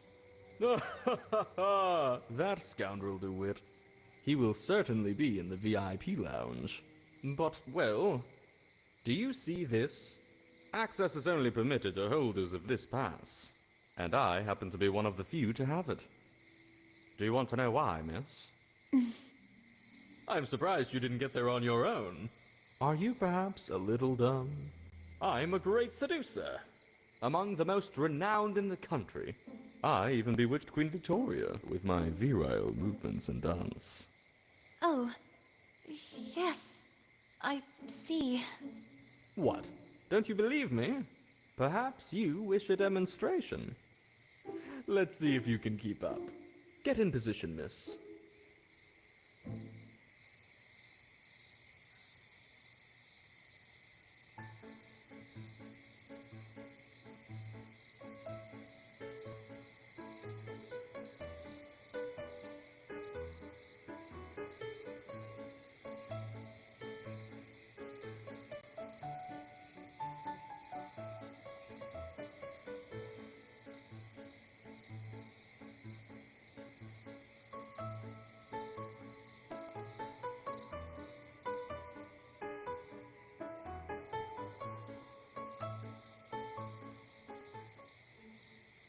Miss, the trick is to stay fit. I don't drink that concoction of punch that others ingest. I always dilute everything with juice filled with vitamin C. And a nice slice of lemon. Now, go get me something to drink. Unless you want me to humiliate you for the umpteenth time. Oh, darn. That VIP lounge pass. There must be a way to get hold of it.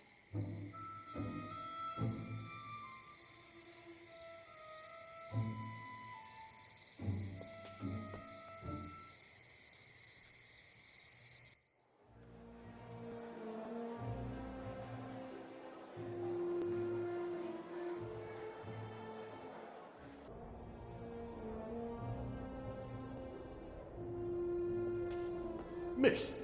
Yes, talking to you I am. Where to go, you believe? Huh? I have to meet Lord DeWitt. I think it is... This is the VIP lounge. Enter only for those with the right pass. If you don't have the passing, I can't let you pass. I mean, if you don't have to leave, I can't pass. Ah, damnation. If you don't pass with the pass, I can't pass over your pass without pass. I think I understand. In short, you need the pass.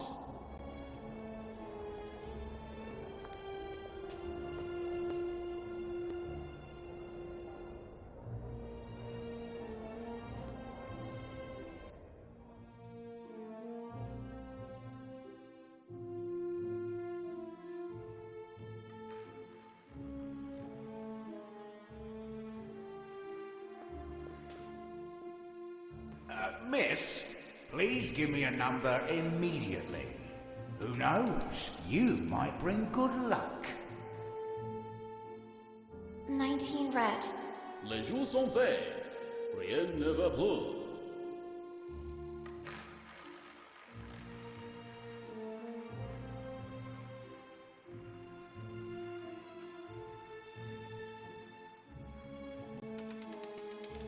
$19 red.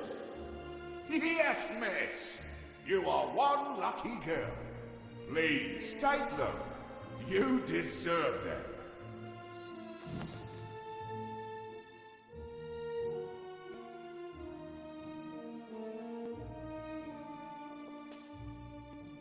Here, take them. All right. But I've always thought that alcohol isn't good for you ladies. It makes you all flirtatious.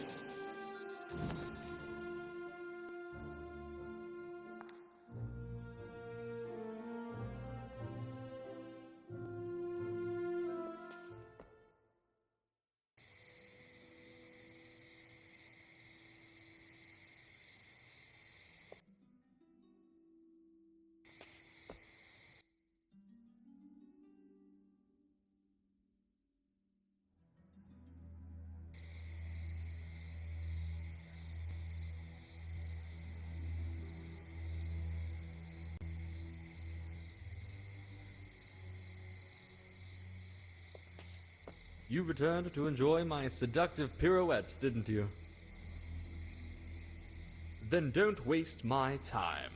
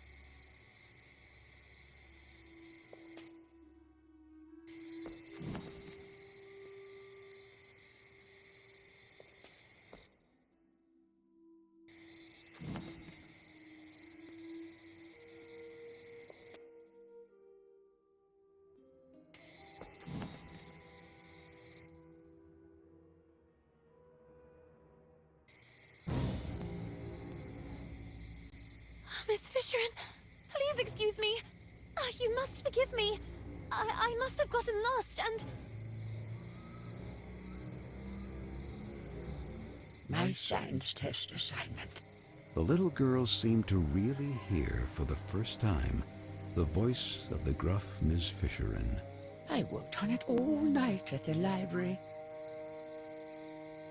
The next day, the others hid it from me out of spite. Professor Sullivan didn't believe me. And all these years, I really believed that I wouldn't be capable of succeeding. Maybe it was for the best. Maybe I wouldn't have been up to it. I could never accept yet another failure. Indeed you were up to it, and more. Your test was correct. For all these years, I chose to identify with what others saw of me. I preferred to believe myself inadequate, rather than accept the risk of another failure. Don't make the same mistake as I, Lana. Don't be what others expect of you, or how others describe you. You are authentic when you are the faithful reflection of your own desires. And so it was, in fact, that for the first time the little girl saw Miss Fisherin as she really was, like Nora Fisherin, and no longer like the furious creature that lived in the gloomy attic of Bunny Hall. Thanks, Lana. Thank you very much. What she had seen made her think, and the little girl's thoughts drifted to the sweet Amanda. And perhaps, just like for Miss Fisherin, the last word had not yet been written.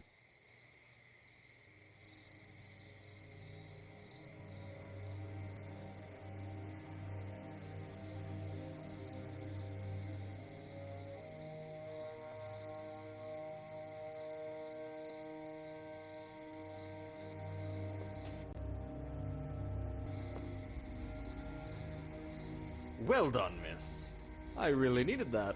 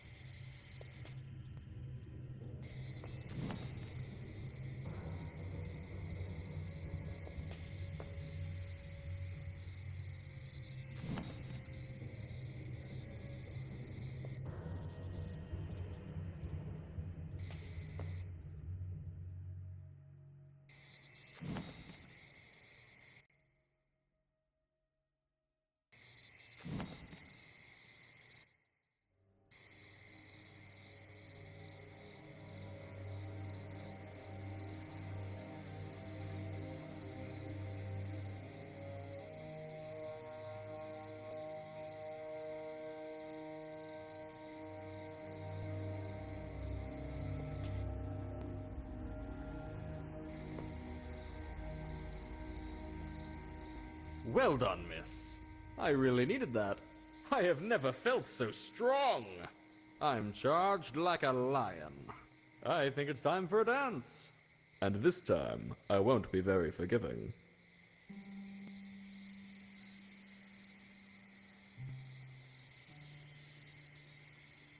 Charged. Like...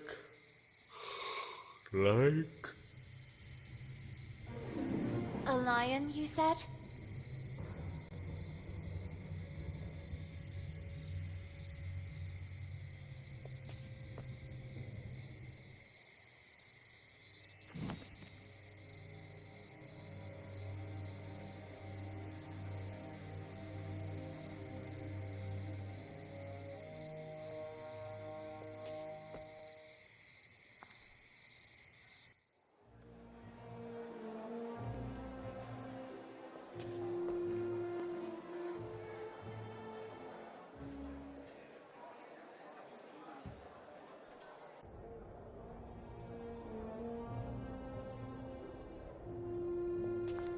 Miss. Yes, talking to you I am. Where to go, you believe? Here, take it. I have a pass for the VIP lounge. I hope you'll be kind enough to let me pass. I would be very honored to pass you to him. But I mean, you may pass.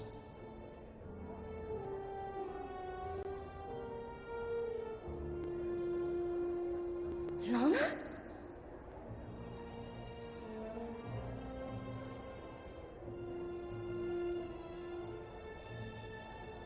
Miss Benton. You look even more radiant in this dress. I hope you like it. Would you favor me with a dance? I really admire your rebellious nature. Thank you. Nevertheless, on your beautiful face, I still see sad eyes. Are you not happy? Oh, well, yes. I think so. Such enthusiasm. What troubled you? Tell me. I do not know. I'm worried about a friend. I understand. I should have the strength and courage to let go, but I can't. I also don't know if I'm doing the right thing. You mean standing here by my side? No, it's not that. You are a good man. I just don't know if I'm ready for this. Or if it's really what I want. Maybe it's just the fear of growing up. Well, that is natural. Now let me ask you a question, so that you can really discern if this is what you want. And that is? Miss Benton, could you imagine yourself next to me? I have never thought about my future that way. Not yet, at least. And I just can't think about the future when the present still has so many unknowns. Honestly, that is not the reaction I expected. And what did you expect? I don't know. I can't say that I was expecting enthusiasm exactly, but at least a little gratitude. Gratitude? Well, you see, I chose you above all! Oh. So just because you're a good match and out of many you chose me, I should owe you gratitude? And why me and not the others? What will happen to those who don't find a husband tonight? Or those who simply don't want a husband? And what will happen to all the others that don't fit your standards? Miss, I beg you. What will happen to those who simply want to decide for themselves? There are rules. Rules dictated by whom? Who decides who we should love, how to dress, how to behave? Why can't our distinguishing qualities define us? Miss Benton, this is how the world works. This is how it is decided. What is the point of having dreams and aspirations, aiming for a better future, if everything is already decided? What is the point of having a voice if no one knows how to listen to it? Let your voice be heard! Let your voice be heard, girls! Marcel, stop! You're making fun of me. I thought you liked my rebellious nature. But now I understand why. You hoped you could tame me like you do a filly! Twitty, my heart! Who is this slob you're with here? How could you replace me like this? Who are you? You scoundrel! My husband suspects us, and you go flirting from flower to flower. Little duck from my pond, how could you betray me? My good man, there must be a misunderstanding. I don't know your lady. Daisy, you're back. My dear gentleman, I demand a duel. Buttercup, I'm so sorry, but Twitty and I are one now, and no one will ever be able to separate us. I love him! Duel, duel. Thank you, Daisy. Thank you with all my heart.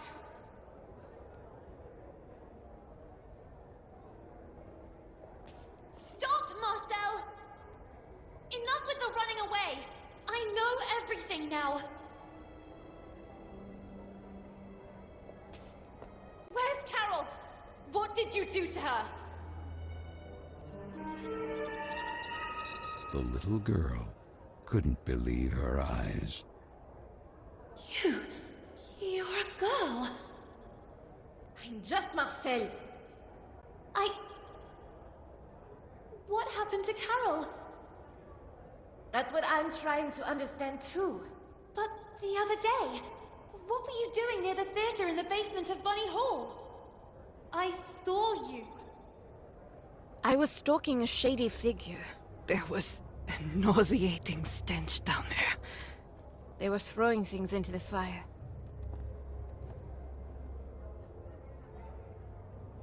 And in the midst of what looked like waste paper, I immediately recognized some of my letters. And Carole's handwriting. I was trying to get them out when suddenly I heard you coming.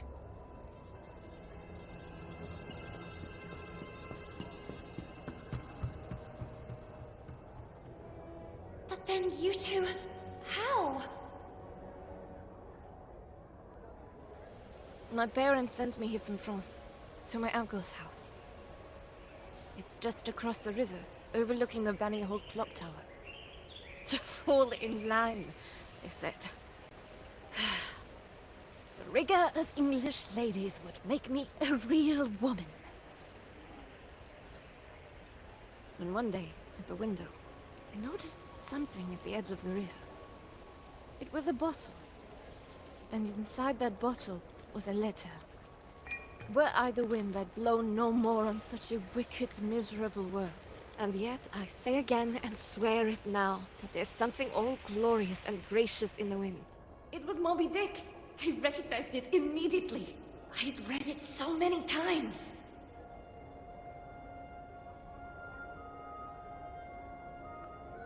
So I decided I would find out who would write to us.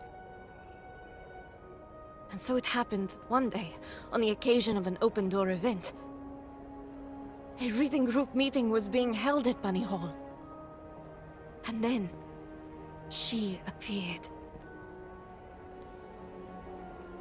Were I the wind, I'd blow no more on such a wicked, miserable world. And yet, I say again, and swear it now, that there's something all glorious and gracious in the wind. It was her. It was Carole.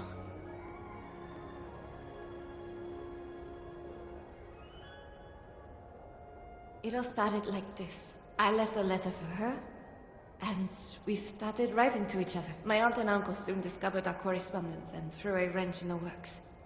So Carole put her messages in bottles left to flow along the riverbank. I slipped mine to her among the newspapers sorted at Bunny Hall. And then, what happened? We planned to run away together and join the suffragettes. I was waiting for a message from her in the usual bottle, in which she would establish the time, the method, and the signal. But that message never arrived. That letter! I saw it! It was in the flames! Someone must have found it, made it disappear, trying to cover up everything else. But who? What do you think really happened to her? Nothing good, I fear. Especially after finding these in the heater. Carole's glasses. Then you took these out. One moment. Now I remember. It's not the bottom of a glass, but the missing lens. Vicky and the others were right then. Frank. Duel. Duel.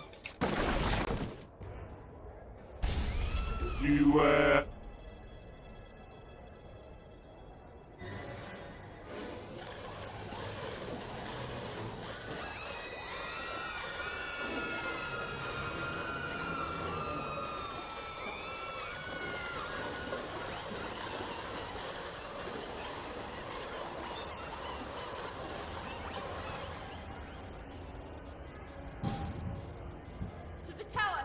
The clock tower! We'll catch up there! Go!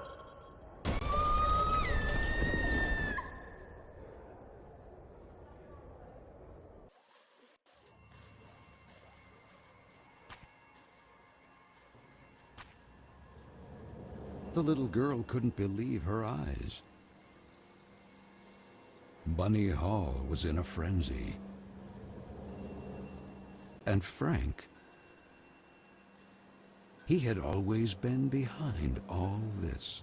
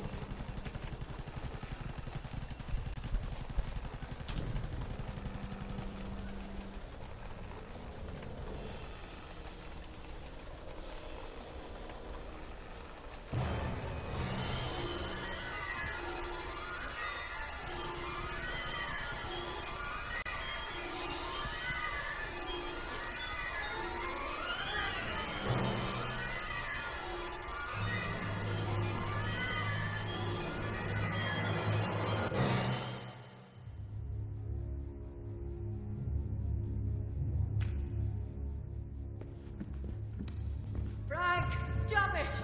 What did you do? Stop! You wouldn't dare!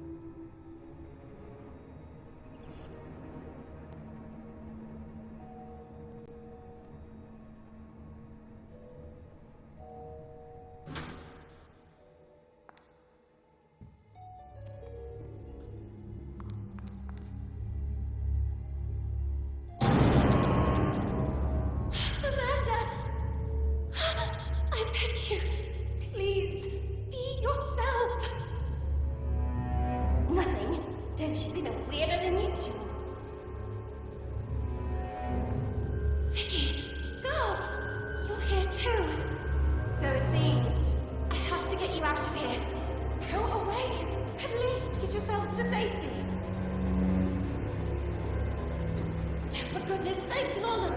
At least, for once, listen! Get out! That's just the beauty of it! Knowing how to let go. But this is not the time to do it! Oh, Tom, this is great! By the way, this is Amanda's. Ada Lovelace Byron, Emily Bronte, Jane Austen, Emily Dickinson, Florence Nightingale, Maria Montessori, Harriet Martineau, Hypatia, Harriet Tubman, Marie Curie, Virginia Woolf, Emily Pankhurst. Amanda, you're back! I am sorry. I'm sorry I gave in. Now go! Find Carol! Stop all this! We'll be fine. She's right! Get out! But...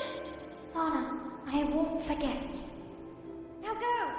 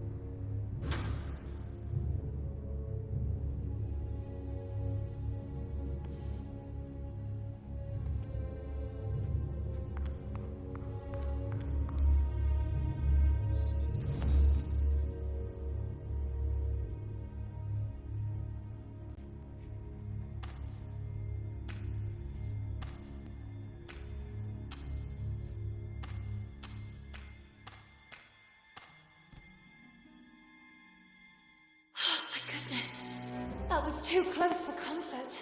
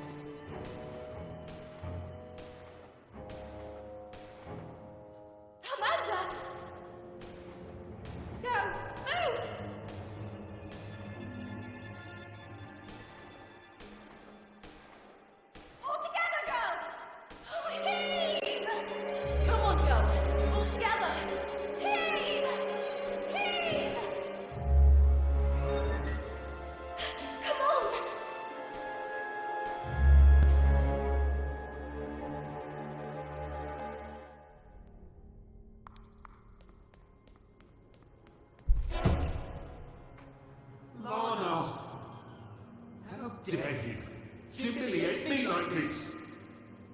Rejecting me? You, an insignificant bimbo. You women are nothing. Nothing without us.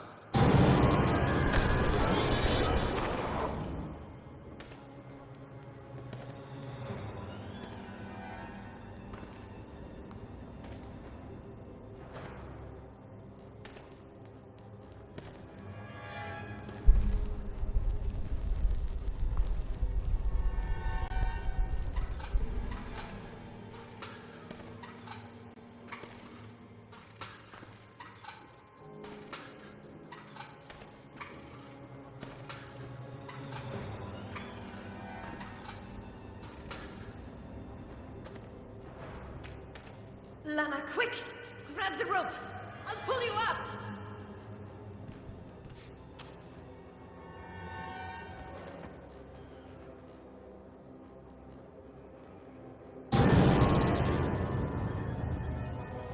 I'm sorry, but you're not my type!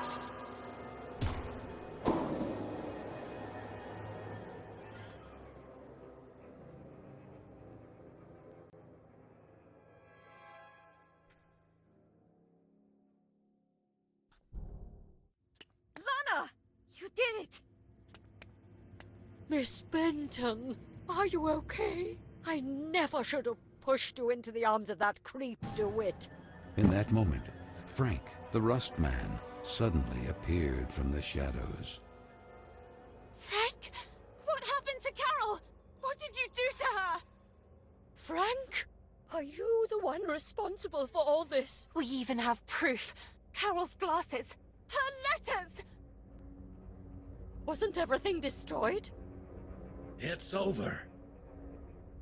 It's time to take off the mask. That night, it was you that pushed her. Who are you talking about? Now I remember. I was stalking a suspicious figure. I saw them throw things into the stove. That nauseating stench. Your older Colonia. You! It was you! What? That vague and disinterested attitude of yours. I've been keeping an eye on you, you know. Why did you venture into the park late at night? Having wanted to suspend the work all this time, since that very night, what were you hoping to find? Stop, now! The things didn't go well for you, and it was me who recovered the lens from Miss Carole's glasses.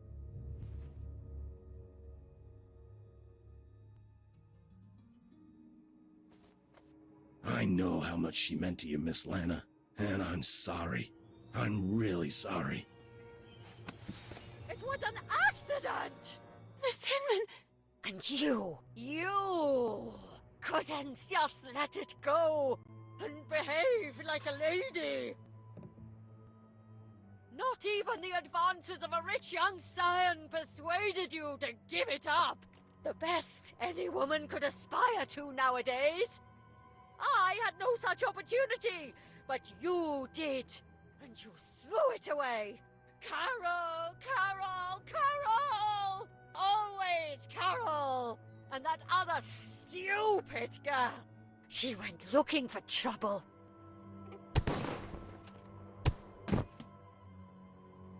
Amanda! How? It was me. I freed them. I could no longer be your accomplice. Oh! No! You don't understand. She was running away. She fell. The breach. It all happened by chance. And this is why you tried to dispose of the evidence? The wind. If it hadn't been for that damned storm, I would have already recovered everything, and in time. Swept away.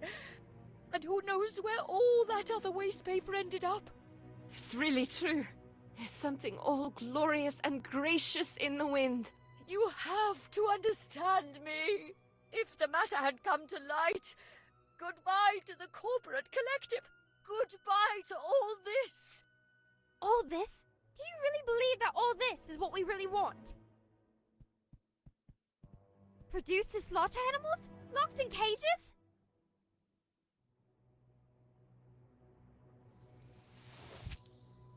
We're not rabbits! We will never be rabbits. And you know what really disgusts me? That it was another woman who developed such a plan! How sad. You will remain a tiny and insignificant stain of ink used to write about great women who actually changed history. You, on the other hand, history will forget about you.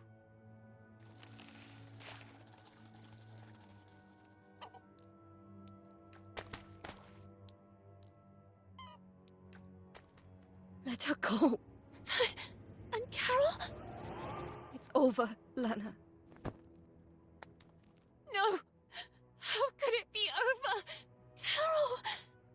Lana, Carole is no longer here. No! No! There's nothing we can do, Lana. Be strong. You have to let her go. No! Poor girl. So small and inadequate that you can't even accept it. When will you learn that every action has a weight and a consequence? You really have no intention of growing up. You don't accept that time passes inexorably, and you continue clinging to the past like a parasite. So if that's what you want, backwards!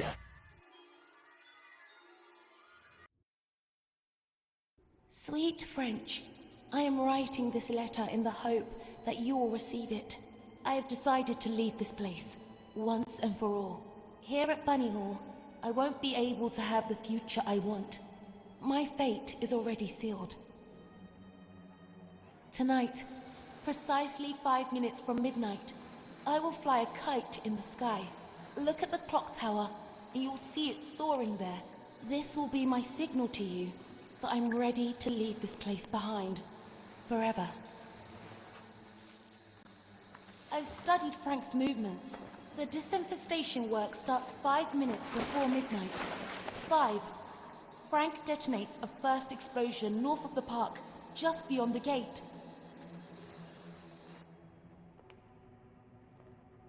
4. This time, there'll be 2 explosions, one in the east and one in the west at the same time. 3. Finally, one to the south on the far side of the park.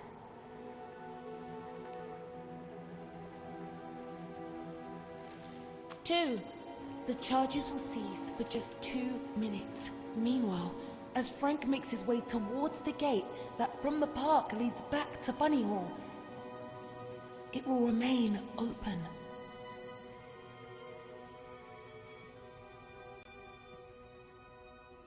"2 minutes from midnight. Just enough time to get through the gate and go all the way to the south side of the park. And finally away forever from Bunny Hall.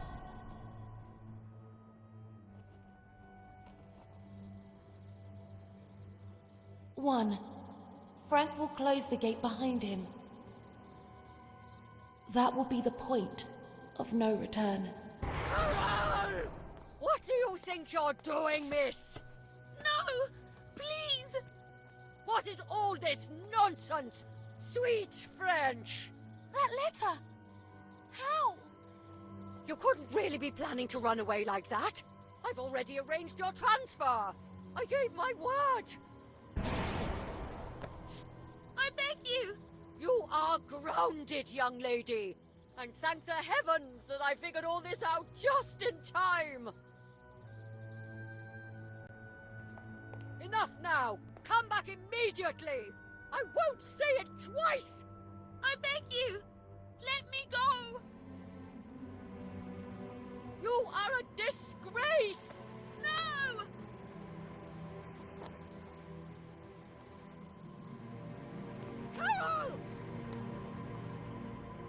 1. It was too late. Frank had already begun to lock the gate leading to the park. No! No! Carole! Stop! Immediately! Leave me alone! Daniel, Carole! That's dangerous! Come back immediately!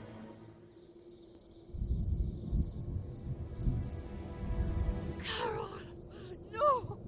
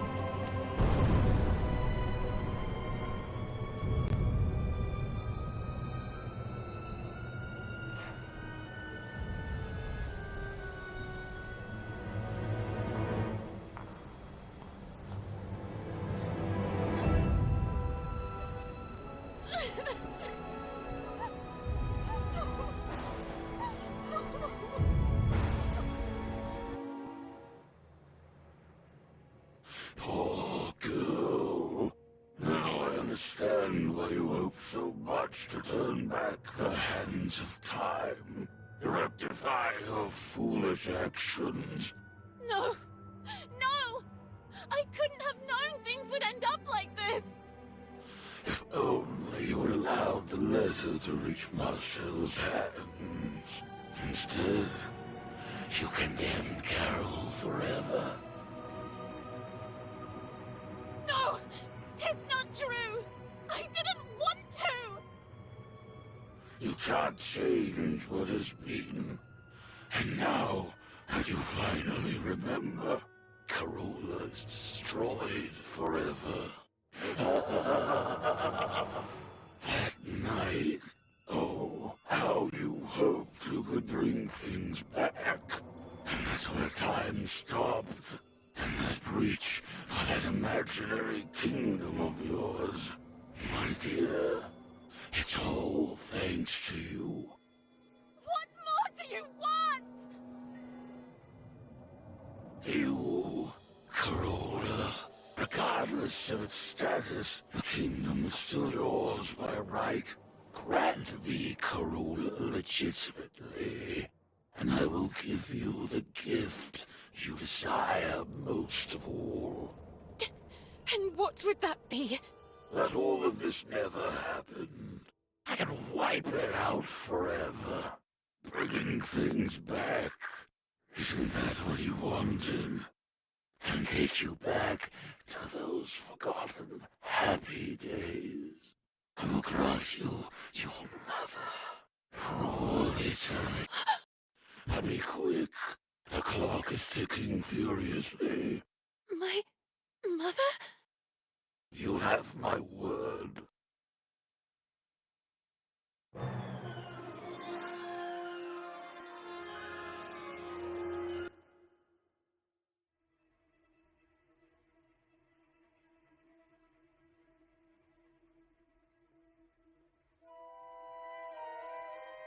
The little girl came too.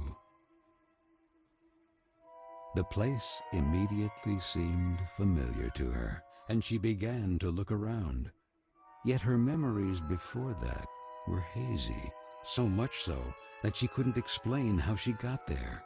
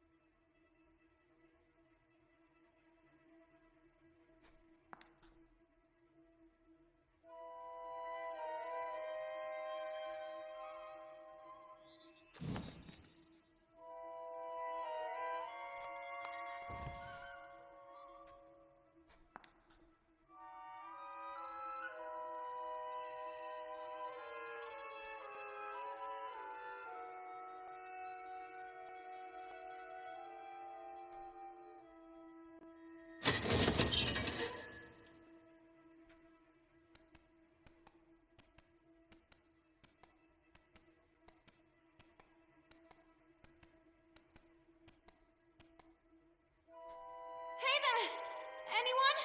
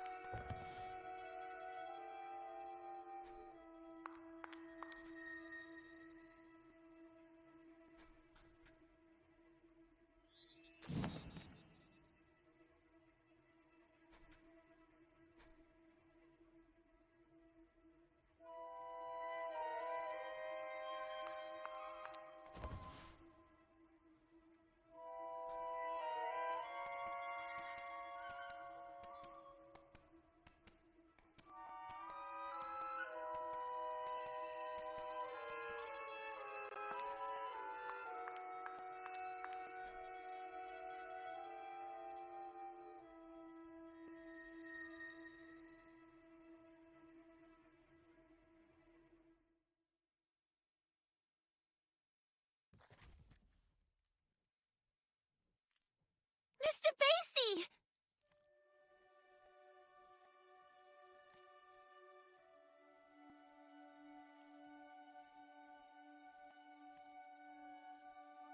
Mr. Basie! I remember you. Merry Christmas, my child. Mum!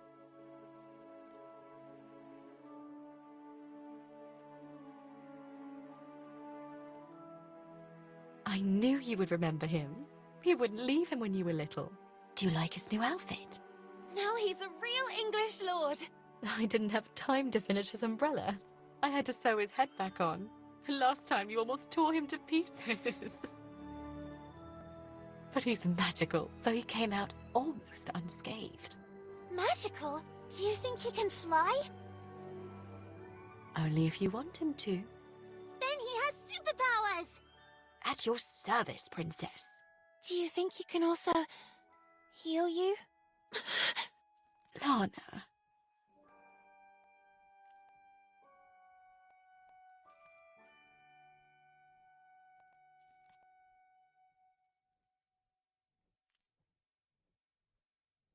Whatever happens, never keep clinging to the past, trying in vain to change it. People move and places change, and that will be the day you'll really know who you are. And you will learn to accept that time passes, that things change, and know how to let go.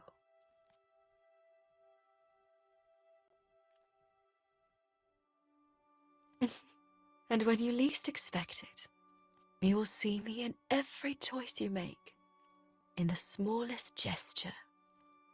Even if the sails aren't hoisted, it doesn't mean the wind isn't already blowing.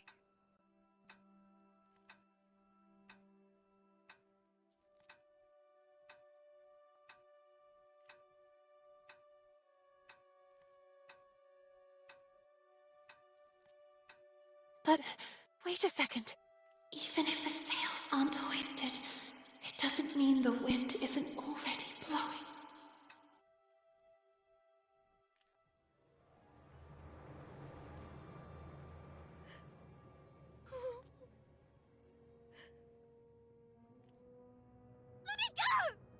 Miss Benton, you must come with us.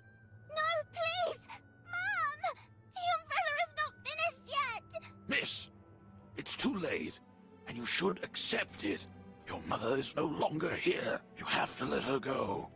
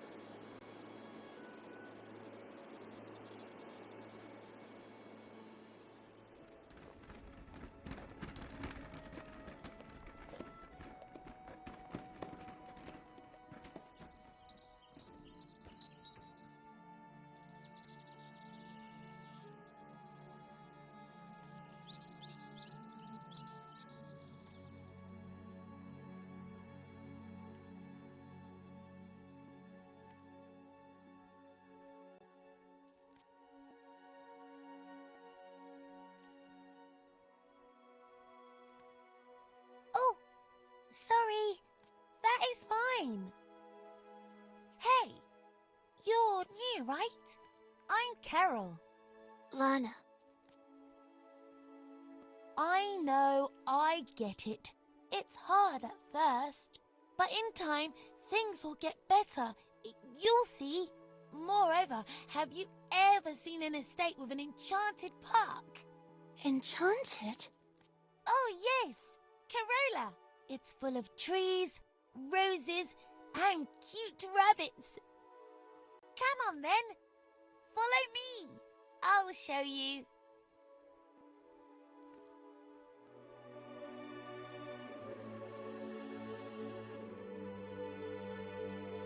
Three, 2, 1. 0. Isn't it beautiful? Yes.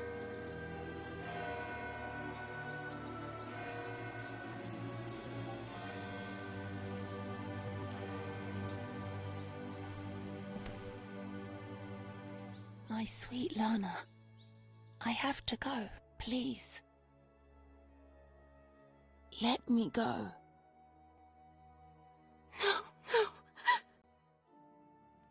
I cannot. No.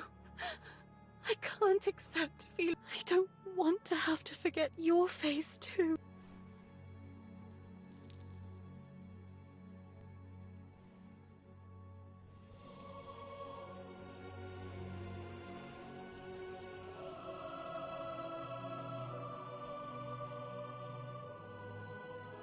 It's over.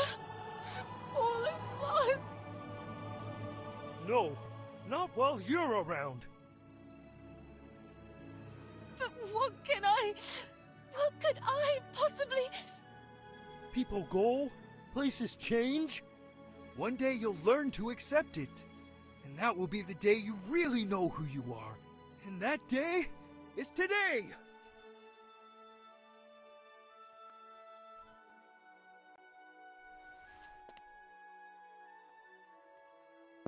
Maybe time never stopped completely. You made me a warrior. You made me like this. You completed it for me. Be the hero of your own story. You have my sword, princess. Reclaim your kingdom.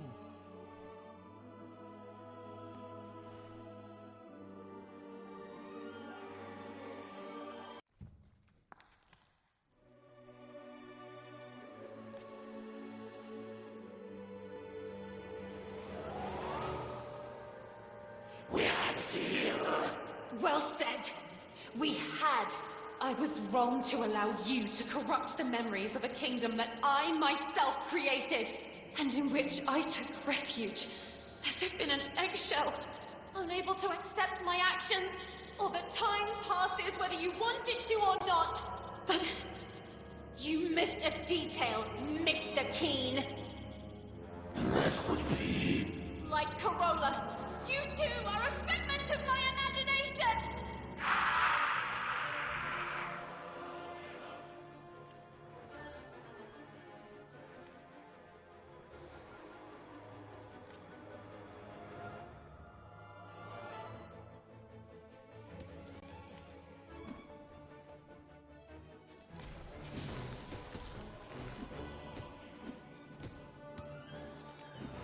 all you can do.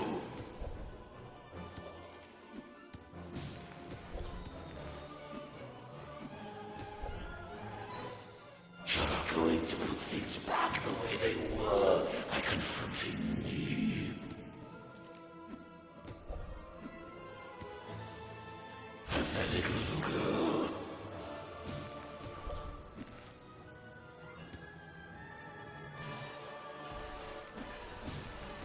Pathetic little girl.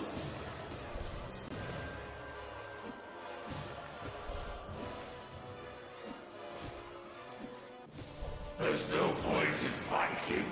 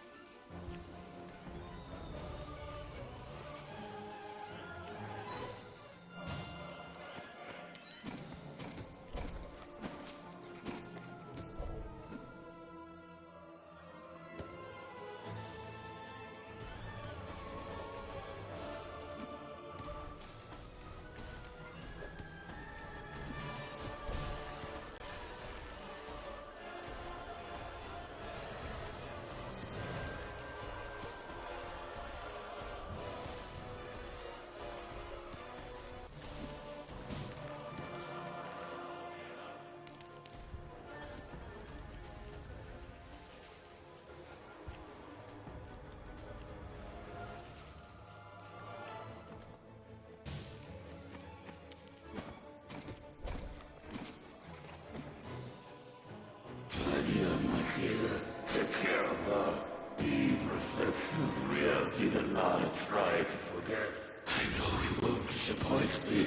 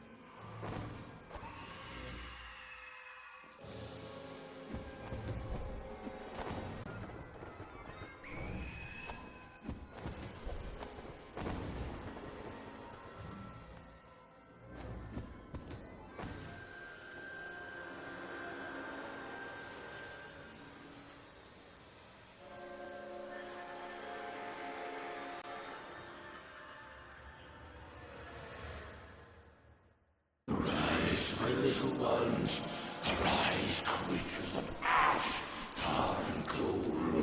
Destroy her. Show her what you can do.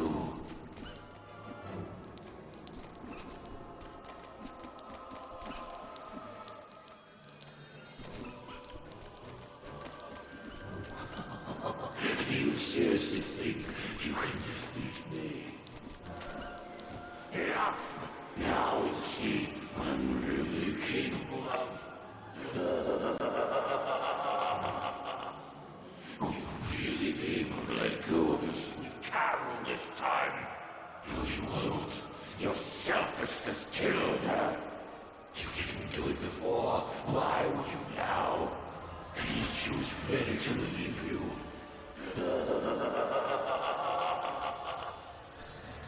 Let time stop then. May it stop forever.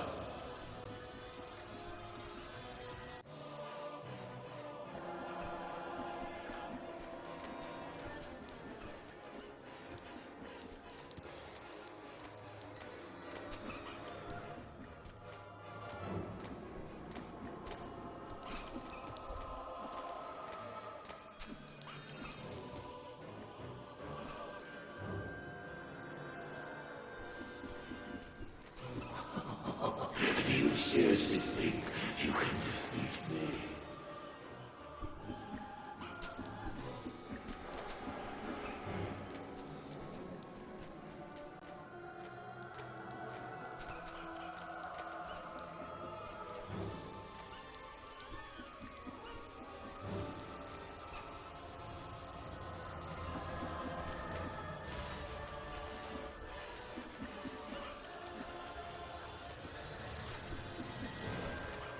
You're alone now.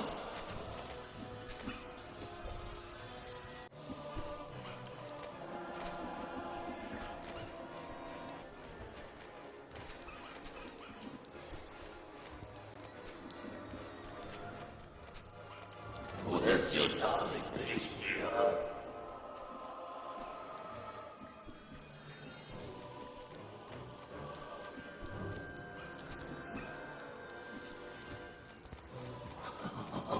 Do you seriously think you can defeat me?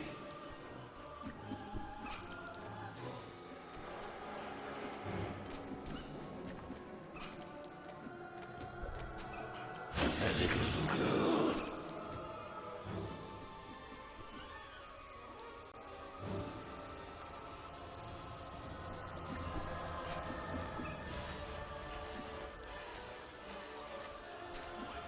You're alone now.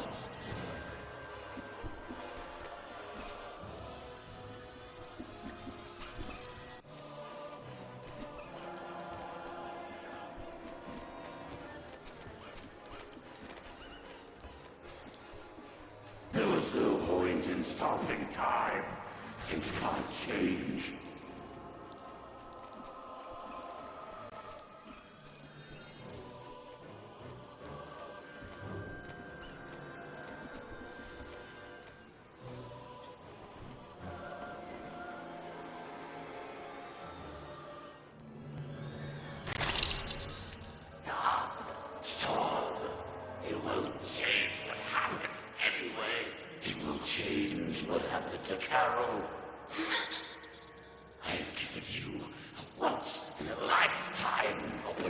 opportunity to reunite with your mother. My mother is and will always be part of my past, and I will continue to keep her vividly in my memories for the rest of my life. But I will never be left behind again. No! I will go on! Okay, you win this time. Carola will be allowed to flourish again, but the breach will remain there, unchanged. Over time, I'll be back. It's just a matter of time. Sooner or later, you will crumble. And when you're sad and alone, I will infect everything you love and cherish. And I will be ready to welcome you. After all, you are nothing more than any ordinary man!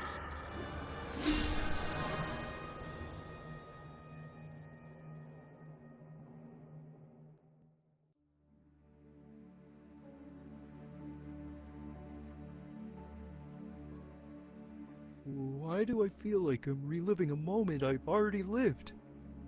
You, me, on this bench? All of this. AC, I'm sorry. It's my fault. Carola, it's too late. It's never too late. Look, there is no seed that goes to waste. If it thrives in a freshly bloomed flower, so Carola will flourish again. And I, with you by my side. No, Princess, you said it right. This is not your place. It's time for you to return home. To your real home. It will be up to me and the other spirits to restore the kingdom of Carola to its former splendor. The time has come to say goodbye. A handshake and off we go? I really don't know. Goodbyes have never been my thing. And what if you need me? I know you'll always be there, because I can feel it strongly inside me. And now? What will you do? What does such a small and inadequate girl do in a world made of ash, tar, and coal?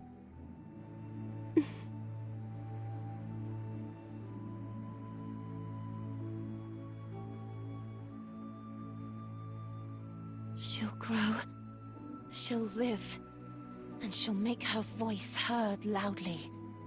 I leave to you, my shining soldier, the task of rebuilding Carola. Lord Basie, Prince of Carola. Me?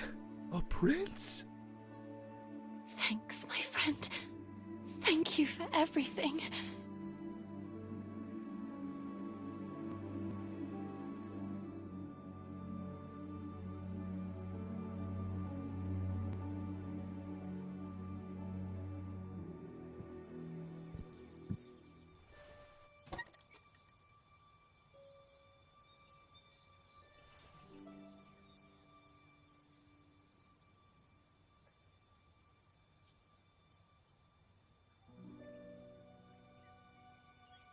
Sweet Lana.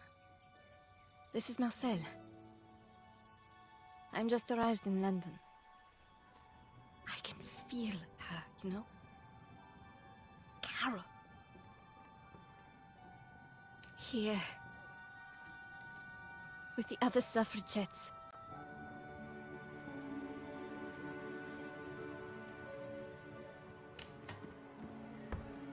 Ready?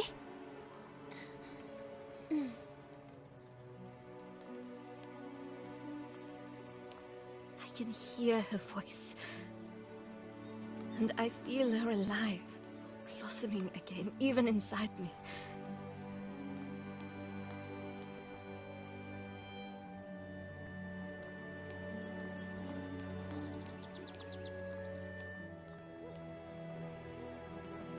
It really is true.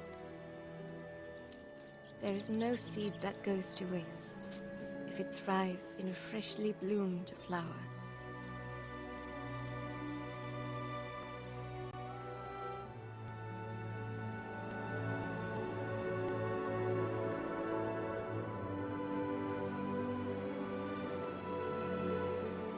hope to see you and Amanda again. And that you may soon join me in London.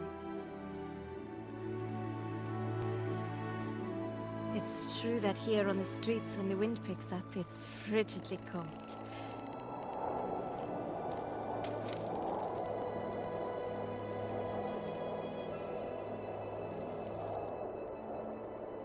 And yet, I say again and swear it now, that there's something all glorious and gracious in the wind.